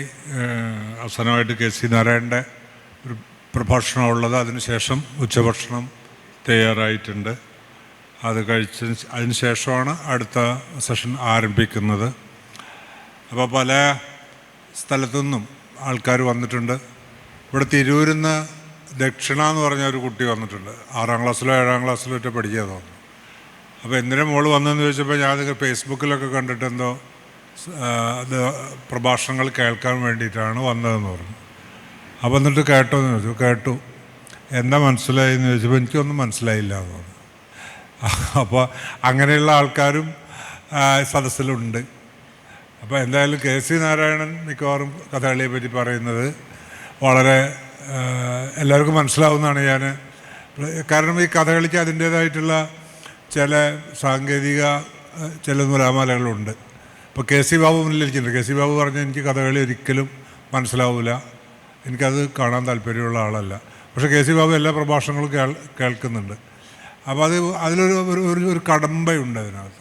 കാരണം അതിനായിട്ട് നിരന്തര സമ്പർക്കം ഉണ്ടാവില്ല മാത്രമേ ഇത്തരം ക്ലാസിക്കൽ കലകൾ ആസ്വദിക്കണമെങ്കിലും അതിനെപ്പറ്റിയിട്ട് പറയുന്നത് മനസ്സിലാക്കണമെങ്കിലും അതിൽ ശ്രദ്ധ ഉണ്ടാവുക, അതിനോട് അടുത്ത് നിൽക്കുക, അത് മാത്രമേ നിവൃത്തിയുള്ളൂ. വേറെ എളുപ്പവഴികളൊന്നുമില്ല. അപ്പോൾ ദക്ഷിണോടും അതുതന്നെയാണ് പറയുന്നത്. നീ ചെറിയ കുട്ടിയാണ്, വീണ്ടും വീണ്ടും കേൾക്കുക, വീണ്ടും വീണ്ടും കഥകളി കാണാൻ ശ്രമിക്കുക, അതെന്താണ് പറയുന്നത് എന്നൊക്കെ മനസ്സിലാക്കാനുള്ളൊരു ശ്രമം നടത്തി കഴിഞ്ഞാൽ ആർക്കും ഒരുപക്ഷെ ഈ കടമ്പ കടന്ന് ഈ കഥകളിയിലേക്ക് ഇത് കൂടുതൽ ജനകീയമാവാതിരിക്കുന്നതിൻ്റെ ഒരു കാരണം ഈ ഒരു ചെറിയ കടമ്പയാണ്. ആ ഒരു കടമ്പ കടക്കാൻ സാധിക്കും എന്നാണ് എൻ്റെ വിശ്വാസം. രാജാനന്ദന് ഒരിക്കൽ കൂടി നന്ദി. ശ്രീ കെ സി നാരായണനെ അക്ഷരം പ്രതി വിളിക്കുന്നു. ആദരണീയനായ ശ്രീ കലാമണ്ഡലം ഗോപിയാശാനും അടൂർ ഗോപാലകൃഷ്ണനും എൻ്റെ ആദരപൂർവമായ പ്രണാമം. ഞാൻ ഇതുവരെ പ്രസംഗിച്ച ആളുകളിൽ നിന്ന് വ്യത്യാസമായിട്ട് ഞാൻ എങ്ങനെ ഗോപിയാശാനിലേക്ക് മാർഗം കൂടി എന്ന ഒരു അനുഭവ കഥയാണ് പറയാൻ പോകുന്നത്. അതിൽ വ്യക്തിപരമായ പരാമർശങ്ങൾ വരും, വ്യക്തിപരമായ അനിഷ്ടങ്ങൾ വരും. അതൊന്നും ആരും വ്യക്തിപരമായിട്ട് എടുക്കരുത് എന്നൊരപേക്ഷ കൂടി ഉണ്ട്. ഞാൻ പട്ടാമ്പി കോളേജിൽ വന്നിട്ടാണ് ഈ മാർഗം കൂടലുണ്ടായത്. എൻ്റെ നാട് പട്ടാമ്പി അല്ല, ശ്രീകൃഷ്ണപുരം എന്നൊരു പ്രദേശത്താണ്. അവിടെ കഥകളിക്ക് ഞാനുള്ളിടത്തോളം ഉള്ള കാലത്തൊന്നും ഗോപിയാശാനെ വിളിക്കാറില്ല. അവിടെ പെരാങ്ങോട്ട് കളി എന്ന് പറഞ്ഞാൽ വളരെ ബെഞ്ച് മാർക്കായിട്ടുള്ള കളിയാണ്. അതിൽ ഗോപിയാശാൻ ഇല്ല. അവിടെ ഞാൻ കണ്ടിട്ടുള്ളൊരു ഗോപിയാശാൻ്റെ വേഷം കല്ലുഴി വാസുവിൻ്റെ അരങ്ങേറ്റത്തിന് മൈനർ ട്രൂപ്പിൻ്റെ ആശാനായിട്ട് ഗോപി ഒരു നളവേഷം കിടക്കുന്നതാണ് ഞാൻ കണ്ടിട്ടുള്ളത്. അത്ര വിരളമായിട്ട് മാത്രം 60കളിൽ പ്രത്യക്ഷപ്പെട്ടിരുന്ന ആളായിരുന്നു കലാമണ്ഡലം ഗോപി. ഇപ്പം നമുക്ക് അത്ഭുതം തോന്നാം. അന്ന് അരങ്ങ് നിറഞ്ഞ് നിൽക്കുന്നത് കലാമണ്ഡലം കൃഷ്ണൻ നായർ 2 തവണ അവിടെ വന്നിട്ടുണ്ട്. അങ്ങനെ ഉള്ള അരങ്ങിൽ KR കുമാരൻ നായർ, രാമൻകുട്ടി നായർ, നാണു നായർ, അങ്ങനെ ഒരുപാട് വമ്പന്മാർ ഒക്കെയാണ് അവിടെ കളിക്കുക. അവരുടെ പത്മനാഭൻ നായരാശാൻ ഇവരുടെയൊക്കെ രീതികളും അഭിരുചികളുമാണ് ആ പ്രദേശത്തിൻ്റെ കഥകളി അഭിരുചിയെ അന്ന് നിർണയിച്ചു പോന്നത്. ഒരു ഉദാഹരണം പറയാം. ഈ മുഖത്ത് ഗോപിയാശാന് നല്ല ഭാവം വരും. അത് ശ്രീകൃഷ്ണപുരത്തുകാർക്ക് അത്ര വേണ്ട എന്നാ പറയാം. അത് ഗോഷ്ഠി എന്നാണ് അതിന് പറയാം. കൃഷ്ണൻ നിഷ്ണാതനായി ഗോഷ്ഠിയിൽ എന്നാണ് വള്ളത്തോൾ വികാരത്തിൻ്റെ ഈ വന്നുപോക്കിനെ ഭയങ്കര വേഗത്തിലുള്ള വന്നുപോക്കിനെ വള്ളത്തോൾ വിശേഷിപ്പിച്ചത് ഗോഷ്ഠി എന്നാണ്. കൃഷ്ണൻ നിഷ്ണാതനായി ഗോഷ്ഠിയിൽ. അങ്ങനെ കലാമണ്ഡലം ഇപ്പോൾ തകർന്നു പോകുമോ ഇങ്ങനെ ആളിലൊക്കെ ഓരോ വിധത്തിലായാൽ? അങ്ങനെയാണ് ഇവിടുത്തെ അഭിരുചി. അപ്പോൾ ഞാൻ ഈ പട്ടാമ്പി കോളേജിൽ വരുന്നത് ഒരു പശ്ചാത്തലമുണ്ട്. ഞാൻ വിക്ടോറിയ കോളേജിലാണ് പഠിച്ചത്. നല്ല മാർക്കൊക്കെ ഉണ്ട്, സയൻസിന് മാർക്കുണ്ട്, കെമിസ്ട്രി, എനിക്ക് ഏതിനും പോവാം, മെഡിസിന് പോവാം, MSc പോവാം, പലതിനും പോവാം. അപ്പോൾ ഞാൻ അതൊക്കെ ഉപേക്ഷിച്ചു.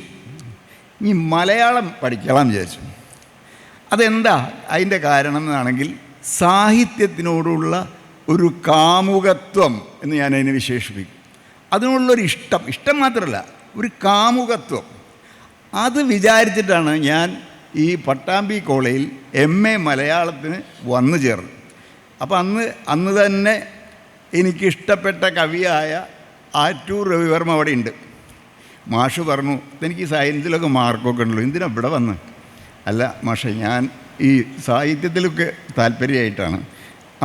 അത് തിരക്കിടൊന്നുമില്ല, പക്ഷേ മാർക്ക് കിട്ടിയില്ലെങ്കിൽ ഒരു കൊല്ലം 3 or 4 വേക്കൻസിയേ വരുള്ളൂ. അപ്പോൾ ഫസ്റ്റ് റാങ്കോ സെക്കൻഡ് റാങ്കോ തേർഡ് റാങ്കോ ഒന്നും കിട്ടിയില്ലെങ്കിൽ നിങ്ങൾക്ക് ജോലിയൊന്നും കിട്ടാൻ പോകില്ല. അപ്പോൾ അത് ആലോചിച്ച് നന്നായി പഠിക്കണം എന്ന് പറഞ്ഞു. അത് ഞാൻ പഠിച്ചോളാം. അപ്പോൾ അവിടെ ഒരു വളരെ സജീവമായ ഒരു സാഹിത്യ സദസ്സുണ്ട്. ആ സാഹിത്യ സദസ്സിൽ അംഗങ്ങളെ കേട്ട് കഴിഞ്ഞാൽ നമ്മൾ ഞെട്ടിവർക്കും. ഈ വിഷുപ്പതിപ്പിൽ സമ്മാനം കിട്ടിയ നിലയങ്ങോട്ടെ ചന്ദ്രിക, ചന്ദ്രിക, ഇപ്പോൾ പിന്നീട് ചിന്തരവിയുടെ ഭാര്യയായ സ്ത്രീ, സുന്ദരദാസ്, ഇന്ത്യ ടുഡേയുടെ എഡിറ്ററായിട്ട് മാറിയ ആൾ, അതിൻ്റെ മുമ്പ് D വിനയേന്ദ്രൻ, ദേശമംഗലം രാമകൃഷ്ണൻ, അങ്ങനെയൊക്കെയുള്ള വലിയ ആളുകളൊക്കെ ഉള്ള സദസ്സാണ്. ഇവരുടെയൊക്കെ സഹോദരങ്ങൾ, ചന്ദ്രികയുടെ അനിയൻ ഗംഗാധരൻ, ദാസു, ഉഷ, അങ്ങനെ വേറൊരു സാഹിത്യ സദസ്സ്. അടാട്ട് രഘു എന്ന് പറയുന്ന തീപ്പൊരി സാഹിത്യകാരൻ. അയാൾ ഇങ്ങനെ സെൻസിബിലിറ്റിയിൽ എന്താ പറയണ്ടേ, ഒരു നിഷ്ഠുരത ഉള്ള ഒരാളെ ഞാൻ കണ്ടിട്ടില്ല. അങ്ങനെ അനവധി ആളുകൾ അന്ന് SFIയും സാഹിത്യവുമായിട്ട് ബന്ധപ്പെട്ടിട്ടുണ്ടായിരുന്നു. ഞാൻ ആദ്യമായിട്ടാണ് SFIക്കാർക്ക് സാഹിത്യാഭിമുഖ്യമുള്ളതായിട്ട് കണ്ടിട്ടുള്ളത്. അതിൻ്റെ മുഖ്യ കണ്ടിട്ടില്ല. അപ്പോൾ എല്ലാ സമയത്തും ചർച്ചയാണ്. ഉച്ചയ്ക്ക് 1 മണിക്കൂർ ഇൻ്റർവ്യൂ ഉണ്ടെങ്കിൽ 3/4 മണിക്കൂർ സാഹിത്യ ചർച്ചയാണ്. അത് കഴിഞ്ഞ് സാഹിത്യ ചർച്ച തീരാതെ അത് ബസ് സ്റ്റാൻഡിലെ വെയിറ്റിംഗ് ഷെഡിലേക്ക് വരെ പകരും. രാജാനന്ദനെ ഞാൻ കണ്ടത് ഒരു പട്ടാമ്പി ഇന്ന് ചെർപ്പളശ്ശേരിക്ക് പോണ ബസ്സിലെ കാത്തുനിൽപ്പ് കേന്ദ്രത്തിൽ ചർച്ച ചെയ്യുന്നതാണ്. മോഹിനിയാട്ടോ, ഭരതനാട്യമോ, കഥകളിയൊക്കെയാണ് രാജാനന്ദൻ ചർച്ച ചെയ്യുന്നത്. അങ്ങനെ സദാസമയവും ഈ സാഹിത്യവും കഥകളിയും ചർച്ചയും ഒക്കെ ആയിട്ട് നടക്കുന്ന ഒരന്തരീക്ഷം. അപ്പം പ്രസിദ്ധീകരിച്ചു വരുന്ന ഒരു കൃതിയും വിമർശിക്കാതെയും ആസ്വദിക്കാതെയും സ്വീകരിക്കാതെയും വിട്ടിട്ടില്ല. അപ്പോൾ അന്ന് ഓരോന്നിനും പുതിയ പുതിയ കൃതികൾ വന്നു. ഇപ്പോൾ മരണ സർട്ടിഫിക്കറ്റ് വരുന്നു, അടൂരിൻ്റെ സ്വയംവരം വരുന്നു. സാഹിത്യത്തിൽ, സിനിമയിൽ, നാടകത്തിലൊക്കെ പുതുമ എന്ന സാധനം വന്നുകൊണ്ടിരിക്കുന്ന ഒരു അസാമാന്യ സൗഭാഗ്യകാലമാണ്. അതെല്ലാം കൊണ്ടും നമ്മൾ ആ കാലത്തിനെ അടയാളപ്പെടുത്തുന്നത് തന്നെ ഇന്ന കൃതി പുറത്തിറങ്ങിയ ദിവസം. അപ്പോൾ എനിക്കറിയാം 1970 എന്ന് പറയുമ്പോൾ ആൾക്കൂട്ടം പുറത്തിറങ്ങിയ ദിവസമാണ്. 1972 എന്ന് പറയുമ്പോൾ മരണ സർട്ടിഫിക്കറ്റ് പുറത്തിറങ്ങിയ ദിവസമാണ്. ഇങ്ങനെ ഓരോ കൃതിയും അതുണ്ടായ കാലത്താൽ അങ്കനം ചെയ്തപ്പെട്ടായിട്ട് നമുക്ക് മൊത്തം തോന്നുന്ന ഒരു സന്ദർഭമാണ്. അപ്പോൾ അവിടെ എല്ലാം ചർച്ച ചെയ്യപ്പെടും. അപ്പോൾ കഥകളിയും ചർച്ച ചെയ്യപ്പെട്ടു. ഒരു ദിവസം ചന്ദ്രിക എന്നോട് ചോദിച്ചു, നാരായണന് പിന്നെ ഗോപിയൊന്നും ഇഷ്ടാവില്ലോ, നിങ്ങൾക്ക് പത്മനാഭൻ നായരല്ലേ ഇഷ്ടം, കാലുമ്പിലേക്കല്ലേ നോക്കുക, അല്ലേ, കാല് നോക്കിയിട്ടാണല്ലോ നിങ്ങൾ കഥകളി കാണുക. അപ്പം എനിക്കൊരു ഇളിച്ചിൽ വന്നു, ഞാൻ ഇപ്പം തെറ്റായിട്ടാണോ കളി കാണുന്നത്? അപ്പം പിന്നെ ആ സംവാദം അവിടെ മാത്രം ഒതുങ്ങാതെ അവരുടെ ഇല്ലത്തേക്കും, ഇല്ലെന്ന് പറയുന്നത് പഴയ അർത്ഥത്തിലുള്ള ഒരു ഇല്ലയല്ല, അതാണ് എനിക്ക് അത്ഭുതപ്പെടുത്തിയ വേറൊരു സംഗതി. അവിടെ ഒരു സ്വാതന്ത്ര്യം ഒരു വീട്ടുരൂപം പ്രാപിച്ചാൽ എങ്ങനെയോ, സ്വാതന്ത്ര്യം ഒരു വീടിൻ്റെ ആകൃതിയാർന്നാൽ എങ്ങനെയോ, അതേപോലെ അതിൻ്റെ വീട്ടിൽ സമസ്ത ആളുകളും അധികാരബന്ധങ്ങളില്ലാതെ ഭർത്താവും ഭാര്യയും തമ്മിലോ മക്കളും അച്ഛനും തമ്മിലോ ഒന്നും അധികാരത്തിൻ്റേതായ ആത്മീയതയായ ഒരു ബന്ധമില്ല, സമം, തുല്യ, എല്ലാവർക്കും അഭിപ്രായം പറയും. അതെല്ലാവരും ഒരേ സമയം സംസാരിക്കും. അത് ഇന്നതാ സംസാരിക്കാന്നില്ല. പാട്ട് അതിലൊരു വിഷയമാണ്, കഥകളി അതിലൊരു വിഷയമാണ്, സാഹിത്യം നിർബന്ധമായിട്ടും വിഷയമാണ്. അപ്പോൾ അതിൽ സതീശനാണ് മൂത്താൾ. അദ്ദേഹം കവിത എഴുതുന്ന ആളാണ്, വളരെ പണ്ഡിതനാണ്. പയോഷ്ണിയുടെ തീരം എന്നാണ് അദ്ദേഹം എഴുതിയ കവിതയുടെ പേര്. അത് പയോഷ്ണി നളചരിതത്തിന് എടുത്ത ഒരു വരിയാണ്, കാണാം പയോഷ്ണിയാർന്നുള്ളത്. അങ്ങനെയുള്ളൊരു സമ്പൂർണ്ണ സാഹിത്യ കലാ അന്തരീക്ഷത്തിൽ അതുപോരായ അവിടെ തായമ്പകടിയ സ്ഥലമാണ്, ഇടയ്ക്കയുടെ സ്ഥലമാണ്. തിച്ചൂർ മോഹനാണ് തൊട്ട വീട്. അയാൾ ഇവിടെ വന്നിട്ടാണ് സാധകം ചെയ്യുക. അപ്പോൾ അതൊക്കെ കേൾക്കാം. അവിടെ ദാസു എന്ന് പറഞ്ഞ ആളുണ്ട്, അയാൾ തായമ്പക പഠിക്കുക. ഇങ്ങനെ സർവ്വകലകളുടെയും ആസ്ഥാനം. അന്ന് കാസറ്റുകൾ ധാരാളം ഇറങ്ങും. അപ്പോൾ രാവിലെ അവിടെ ഞാൻ ശനി ഞായറും ശ്രീകൃഷ്ണപുരത്തേക്ക് പോകുന്നതിന് പകരം ഈ കലാവിദ്യാലയത്തിലേക്കാണ് പോവുക.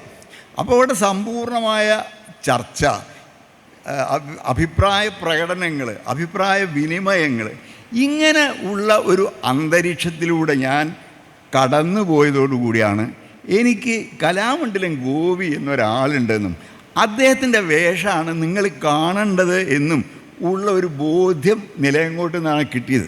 അതുകൊണ്ട് ആ കലാലയത്തിലെയാണ് ഞാൻ എൻ്റെ കഥകളി വിദ്യാലയമായിട്ട് സങ്കല്പിക്കുന്നത്. ദേവകി നിലയങ്ങോട് എന്നൊരു അസാമാന്യ സ്ത്രീയാണ്. അവരുടെ ആത്മകഥ പിന്നെ ഞാൻ കൊടുത്തു.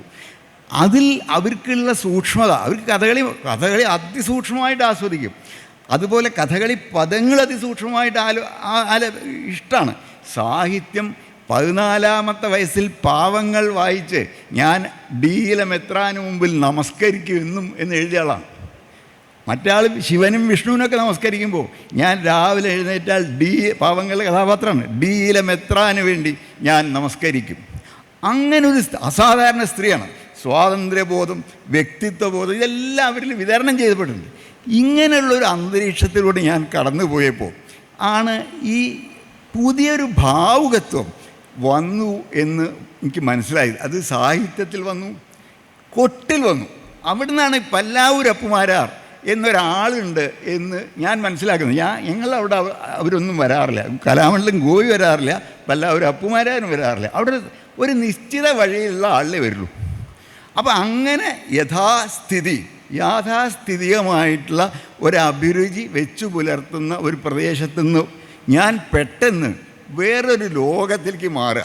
സാഹിത്യം എനിക്ക് പ്രശ്നമല്ല. സാഹിത്യം ഞാൻ വളരെ നേരത്തെ തന്നെ ഇതുപോലെ ആയിട്ട്. കാരണം വിക്ടോറിയ കോളേജിലെ KP ശശിധരൻ എന്ന് പറഞ്ഞ അധ്യാപകനാണ് ഒരു പ്രീ ഡിഗ്രി കാലത്ത് ഷെനയെ പറ്റി നമ്മൾക്ക് പരിചയപ്പെടുത്തിയത്. അതൊക്കെ നമ്മൾ ആകെ ഒരു ഭയങ്കര കോളിളക്കവും ദിശാമാറ്റവും ഉണ്ടാക്കിയ പ്രസംഗമായിരുന്നു. അത് ആ അനുഭൂതി സാരം കൊണ്ടാണ് ഞാൻ വരുന്നത്. അങ്ങനെ വന്നിട്ട് കൊട്ട്, സംഗീതം, അതുപോലെ സാഹിത്യം, ഇതിലെല്ലാം ഒരു നൂതനമായിട്ടൊരു കാര്യം വരിക. സംഗീതത്തിലും വരുന്നു. അപ്പോൾ എന്നോട് എമ്പ്രാന്തിയുടെ പാട്ടിനെ പറ്റി കേട്ടിട്ടുണ്ടോ ആരാണെന്ന് ചോദിച്ചു. ഞാൻ എമ്പ്രാന്തിയുടെ പാട്ട് ഞാൻ കേട്ടിട്ടില്ല എന്നാ കേട്ടോളൂ. എന്നിട്ട് അത് എനിക്ക് വളരെ വളരെ ആകർഷകമായിട്ട് തോന്നി. അത് ആ 20 വയസ്സാണത്. അതുണ്ടാക്കിയ അനുഭൂതി അതിഭയങ്കരമായിരുന്നു. മാത്രമല്ല ഈ പാട്ട്, ഈ നളചരിതം എന്നൊക്കെ പറഞ്ഞ് കൊള്ളാവുന്നൊരു കവി എഴുതിയതാണ്. അയാൾ എഴുതിയ വരികളുടെ അർത്ഥം ഒറ്റ ഉദാഹരണം പറയാം. വാരണം ഗ്രസിക്കുന്നു ദേഹവും കാന്ത, സ്നേഹസദൃശം ചെയ്യുക സ്മരണവും എന്നൊരു വരിയുണ്ട്. അതെന്താ ആ സ്നേഹസദൃശം ചെയ്യുക സ്മരണവും എന്നുള്ള കവിത? എന്താ ഈ സ്നേഹസദൃശം ചെയ്യുക സ്മരണവും എന്ന് പറഞ്ഞാൽ, നിങ്ങൾക്ക് എത്രത്തോളം എന്നോട് സ്നേഹമുണ്ടോ അത്രത്തോളം നിങ്ങൾ എന്നെ ഓർമ്മിക്കുക. തീരെ സ്നേഹമില്ലെങ്കിൽ തീരെ ഓർമ്മിക്കണ്ട. ഒരു പൊടിക്കാണ് സ്നേഹിച്ചാൽ ഒരു പൊടിക്ക് എന്നെ ഓർമ്മിക്കുക. ഇങ്ങനെ അർത്ഥഗൂഹനം ചെയ്തിട്ടുള്ള കതിനക്കുറ്റിയിൽ മരുന്ന് അടിച്ചുള്ള പോലെയുള്ള വരികളാണ് ഈ നളചരിതം മുഴുവൻ. അത് അക്ഷരസ്ഫുടതയും വാക്യ വൈശദ്യവും ഇല്ലാതെ ചൊല്ലിയാൽ ഭാവം വരില്ല. അതാദ്യമായിട്ട് ചൊല്ലാൻ തുടങ്ങിയത് എമ്പ്രാന്തിരി ഹൈദരാലിയാണ്. ആ വസ്തുതയും നിഷ്കരുണമായ നിഷ്ഠുരമായ വിമർശനമാണ്. അത് അവിടെ വെച്ചും നമ്മളെ ബോധ്യപ്പെടുത്തണം. അത് കഴിഞ്ഞിട്ടാണ് ഗോപിയാശാൻ്റെ വേഷം ചാത്തന്നൂരുണ്ടായി. നമുക്ക് കാണാൻ പോവാം. എന്നിട്ട് ഞങ്ങളെല്ലാവരും കൂടി ആശാൻ്റെ നളചരിതം കാണാൻ പോയി. അതോടുകൂടിയാണ് ഇങ്ങനെ ഒരു നളചരിതോ എന്നുള്ള ഒരു അത്ഭുതം. അത് ഞാൻ കണ്ട ഒരു നളചരിതം പോലെയല്ല. അത് എത്രയോ ഭിന്നം, എത്രയോ ഊർജ നിർഭരം. അതിൻ്റെ ഡാൻസ് എന്നൊക്കെ പറഞ്ഞാൽ ഈ സോണാൽ മാൻസിംഗ് പറഞ്ഞു ഗോപിയാശാനെ പറ്റിയിട്ട്, ഇന്ത്യയിലത്തെ ഏറ്റവും മികച്ച ഡാൻസറാണ് ഗോപിയാശാൻ. അത് ആ ഡാൻസ് എങ്ങനെയാണ് വരുന്നത്? ചലനത്തിൻ്റെ ഒരു പ്രത്യേക തരത്തിലുള്ള വഴക്കവും കൊണ്ടാണ് ആ ഡാൻസായി മാറുന്നത്. അത് ഖണ്ഡിതമായുള്ള ചലനങ്ങളോ മുദ്രകളോ ഇല്ല, അതൊന്നിൽ നിന്ന് മറ്റതിലേക്ക് ലയിച്ചു പോകുന്നതാണ്. അങ്ങനെ ആ ഡാൻസർമാരെ അത്ഭുതപ്പെടുത്തിയ ഡാൻസർ. അങ്ങനെ ഉള്ള അവിടെ വെച്ചിട്ടാണ് ഈ മരിച്ചുപോയ കലാമണ്ഡലം ഗോപാലകൃഷ്ണൻ്റെ ദക്ഷനും ഞാൻ കണ്ടത്. അത് കണ്ടും അത്ഭുതപ്പെട്ടു.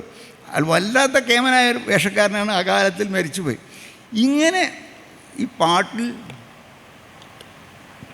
കൊട്ടിൽ കലാമണ്ഡലം കേശവൻ ഇവരെ ബന്ധുവാണ്. അപ്പോൾ ചന്ദ്രിക പറയും, അല്ലേ ചന്ദ്രികയല്ല സതീശൻ പറയും, കേശവേട്ടന് സാധകമൊന്നുമില്ലേ? കൃത്യമായിട്ട് പറയും, കേശവേട്ടന് സാധകമൊന്നുമില്ല. പിന്നെ കൊട്ടും കാണാനൊക്കെ നല്ല ഭംഗിയുണ്ട്. ഇതൊക്കെ അവനവൻ്റെ ഉറ്റ ബന്ധുവാണ്. പക്ഷേ അതിലൊന്നും വിമർശനത്തിൽ യാതൊരു മൃദുത്വവും ഇല്ല. അതിപ്പോൾ ഞാൻ ലേഖനം എഴുതാന്ന് പറഞ്ഞാൽ എനിക്ക് ഭയങ്കര എളുപ്പത്തിൽ ധാരാളം എഴുതുന്ന ഒരാളായിരുന്നു. ഒരു ലേഖനം എന്നാൽ 100 പേജാണ്. 100 പേജ് ഒരു 3 ദിവസം കൊണ്ട് എഴുതും. അത് ചന്ദ്രികയ്ക്കോ ആറ്റൂരിനോ വായിക്കാൻ കൊടുക്കും. ചന്ദ്രിക ഒരു പുതിയതായിട്ടൊന്നുമില്ല പറയണം. ഓ, പുതിയതായിട്ട് വേണമല്ലേ ഒരു കാര്യം? അപ്പോഴാണ് ആ വിവരം ഞാൻ അറിയുന്നത്. പുതിയതായിട്ട് എന്തെങ്കിലും എഴുതാനുണ്ടെങ്കിൽ നിങ്ങൾ ഈ ഏർപ്പാട് നിൽക്കേണ്ടതുള്ളൂ. ആറ്റൂരാണെങ്കിൽ ഇതിനേക്കാൾ ക്രൂരമാണ്. അപ്പോൾ അത് അദ്ദേഹം യോജിക്കുക അങ്ങനെയൊന്നുമില്ല. ഞാൻ മലയാളിയുടെ രാത്രികൾ എന്നൊരു ലേഖനം എഴുതുന്നുണ്ടായി. അപ്പോൾ ഞാൻ വിചാരിച്ചു കൊള്ളാവുന്ന ലേഖനമൊക്കെയാണ്, മാഷുടെ അഭിപ്രായം ചോദിക്കാം എന്ന് വിചാരിച്ചു. മാഷ് പറഞ്ഞു, ഇതൊരു കബളിപ്പിക്കലാണ്, ഈ ഇങ്ങനെയൊന്നും അല്ല പറയണ്ടത്. അപ്പോൾ ഇങ്ങനത്തെ ഉള്ള നിരാകരണങ്ങളെയൊക്കെ നേരിട്ട് സർവൈവ് ചെയ്താൽ പിന്നെ ഒരു വിമർശനവും നമുക്ക് പുല്ല. ഇങ്ങനെ 2-3 ആളുകളെ സർവൈവ് ചെയ്ത് കഴിഞ്ഞാൽ അപ്പോൾ ഈ കഥകളിയിൽ ടച്ച് പഠിപ്പിക്കണ പോലെ ഉള്ള ഒരനുഭവം ഈ സാഹിത്യത്തിൻ്റെയോ ക്ലാസ് റൂമിലെ സൗഹൃദ സദസ്സിൽ എനിക്ക് കിട്ടിയിട്ടുണ്ട്. അങ്ങനെ കിട്ടിയതിൻ്റെ ഒരു ഇതിലേക്കാണ് ഞാൻ പിന്നെ ഗോപിയാശാനെ ഫോളോ ചെയ്യാൻ തുടങ്ങി. അത് പിന്നെ എത്ര കാലം അപ്പോഴേക്ക് 1970-72 ഇപ്പോൾ പറഞ്ഞത്. അപ്പോഴേക്ക് ഗോപിയാശാൻ ഓരോ ഘട്ടങ്ങളും ഇങ്ങനെ കടന്ന് പോവണം. ആദ്യത്തെ ഘട്ടം ഈ മൈനർ സെറ്റിലത്തെ ആശാനായിട്ട് 5-8 കൊല്ലം നടന്നു. 64 ആയേ തോന്നുന്നു. അതൊരു ഘട്ടം. പിന്നെ ഗോപിയാശാന് ശിവരാമനെ കിട്ടിയ ഘട്ടം. അതോടുകൂടിയാണ് അത് വേറൊരു ലെവലിലേക്ക് നളചരിതം മാറിയത്. ശിവരാമനില്ലാത്ത നളചരിതമല്ല. അപ്പോൾ ഗോപിയാശാനും ശിവരാമനും കൂടി ചേരുമ്പോൾ ഉണ്ടാകുന്ന ഒരു നളചരിതം വന്നു. അത് 70-കളിലുടനീളം എല്ലാ ദിക്കിലും കളിച്ചു. കൃഷ്ണൻ നായരാശാനും ഗോപിയാശാനും തമ്മിലുള്ള നളനും പുഷ്കരനും. അപ്പോൾ അതിൽ കണ്ടിട്ട് ചന്ദ്രിക പറയടി, ഈ പോകുമ്പോൾ കൃഷ്ണൻ നായരും ഇങ്ങോട്ടും ഗോപിയാശാനും അങ്ങോട്ടും നോക്കുന്ന ഒരു 5 മിനിറ്റ് നീണ്ടു നിൽക്കുന്ന നോട്ടമുണ്ട്. ഇങ്ങോട്ട് നോക്കണം, അങ്ങോട്ട് നോക്കണം. ആ നോട്ടം മാത്രം മതി അന്നത്തെ രംഗത്തിൻ്റെ ഒരു സാഫല്യമാവാൻ. അങ്ങനെ രംഗത്ത് ഇങ്ങനെ ഇത് എങ്ങനെ പെരുമാറുന്നു എന്നുള്ളതിൻ്റെ, എങ്ങനെ പെരുമാറണം, പാട്ട് എങ്ങനെയായിരിക്കണം. ഇപ്പം ഷാജിക്കൊക്കെ അറിയാം, ഗംഗാധരൻ്റെയും മറ്റേ ഇവരുടെയൊക്കെ അഭിരുചി, ശശി മറ്റേ കേശവേട്ടൻ്റെ മകൻ ശശി, അങ്ങനെ കലാധരൻ, ഇങ്ങനെ വലിയൊരു സഹൃദയ സമൂഹം ഉണ്ടായിരുന്നു. ഇതായിരുന്നു കേരളത്തിലെ കഥകളിയിലെ അഭിരുചി മാറ്റത്തിൻ്റെ ഒരു പ്രധാന എപ്പിസെൻ്റർ. നമ്മൾ ഭൂകമ്പം ഉണ്ടാകുമ്പോൾ മാത്രമേ അതിൻ്റെ എപ്പിസെൻ്റർ എവിടെയാണെന്ന് ആലോചിക്കാറുള്ളൂ. അങ്ങനൊരു ഭൂകമ്പമാണ് ഈ 70-80-കളിലായിട്ട് കഥകളി ലോകത്തിൽ ഉണ്ടായത്. അതിൻ്റെ എപ്പിസെൻ്റർ എന്ന് പറയുന്നത് ഈ പട്ടാമ്പിയിൽ നിന്ന് തുടങ്ങി കുറച്ചൊക്കെ ആലുവ ഈ തരത്തെ പ്രചരിച്ച ഒരു സംഘത്തിൻ്റെ ഭാവുകത്വ വ്യത്യാസം നിർമ്മിച്ചതാണ് ഇന്ന് കാണുന്ന ഈ കഥകളി ആധുനികത. അത് സാഹിത്യത്തിലെ ആധുനികത, കൊട്ടിലെ ആധുനികത, പാട്ടിലെ ആധുനികത, ചിത്രകലയിലെ ആധുനികത, കവിതയിലെ ആധുനികത, സിനിമയിലെ ആധുനികത, ഇതെല്ലാം സംഭവിച്ചു കൊണ്ടിരിക്കുന്ന 72 മുതൽ 75 വരെയുള്ള ഒരു കാലത്ത് സംഭവിച്ചതാണ്. ഇങ്ങനെയാണ് ഈ സമഗ്രമായും ഹോളിസ്റ്റിക്കായിട്ടും കേരളത്തിലെ കലാചരിത്രത്തിനെ കാണുമ്പോൾ നമുക്ക് ഇത് കഥകളിയിൽ മാത്രം ഉണ്ടായ ഒരു ഗോപിയല്ല. സാഹിത്യത്തിൽ ആനന്ദും ഒ വി വിജയനും പട്ടത്തുവിളിയും ഒക്കെ ഉണ്ടായ പോലെ തന്നെയാണ് അതേ സന്ദർഭത്തിൽ അതേ കാലത്തുണ്ടായതാണ് കലാമണ്ഡലം ഗോപി. അപ്പോൾ അങ്ങനെ ഉള്ള ഒരു പരിപ്രേക്ഷ്യം നമ്മൾ കൈക്കൊണ്ടാൽ ഈ കാലത്തിൻ്റെ ഒരു ആ പരിണാമകാലത്തിൻ്റെ, ആ ദിശാമാറ്റ കാലത്തിൻ്റെ, ആ ഭൂകമ്പകാലത്തിൻ്റെ എപ്പി സെൻറ്റർ എവിടെയായിരുന്നു എന്ന് പോകും. പിന്നെ നമ്മൾ പഴയ കഥകളെ തന്നെ ഈ ആധുനികമായിട്ടുണ്ടായ അഭിരുചിയുടെ പശ്ചാത്തലത്തിൽ വീണ്ടും റീവിസിറ്റ് ചെയ്യും. അപ്പോൾ നമുക്ക് അതിൽ വേറെ ആസ്വദനീയമായ വേറെ ഘടകങ്ങൾ കണ്ടെത്തും. അങ്ങനെയാണ് നമ്മൾ ഈ കലകളെയൊക്കെ വീണ്ടും വീണ്ടും പുനഃസന്ദർശിക്കുന്നതും വിലയിരുത്തുന്നതും.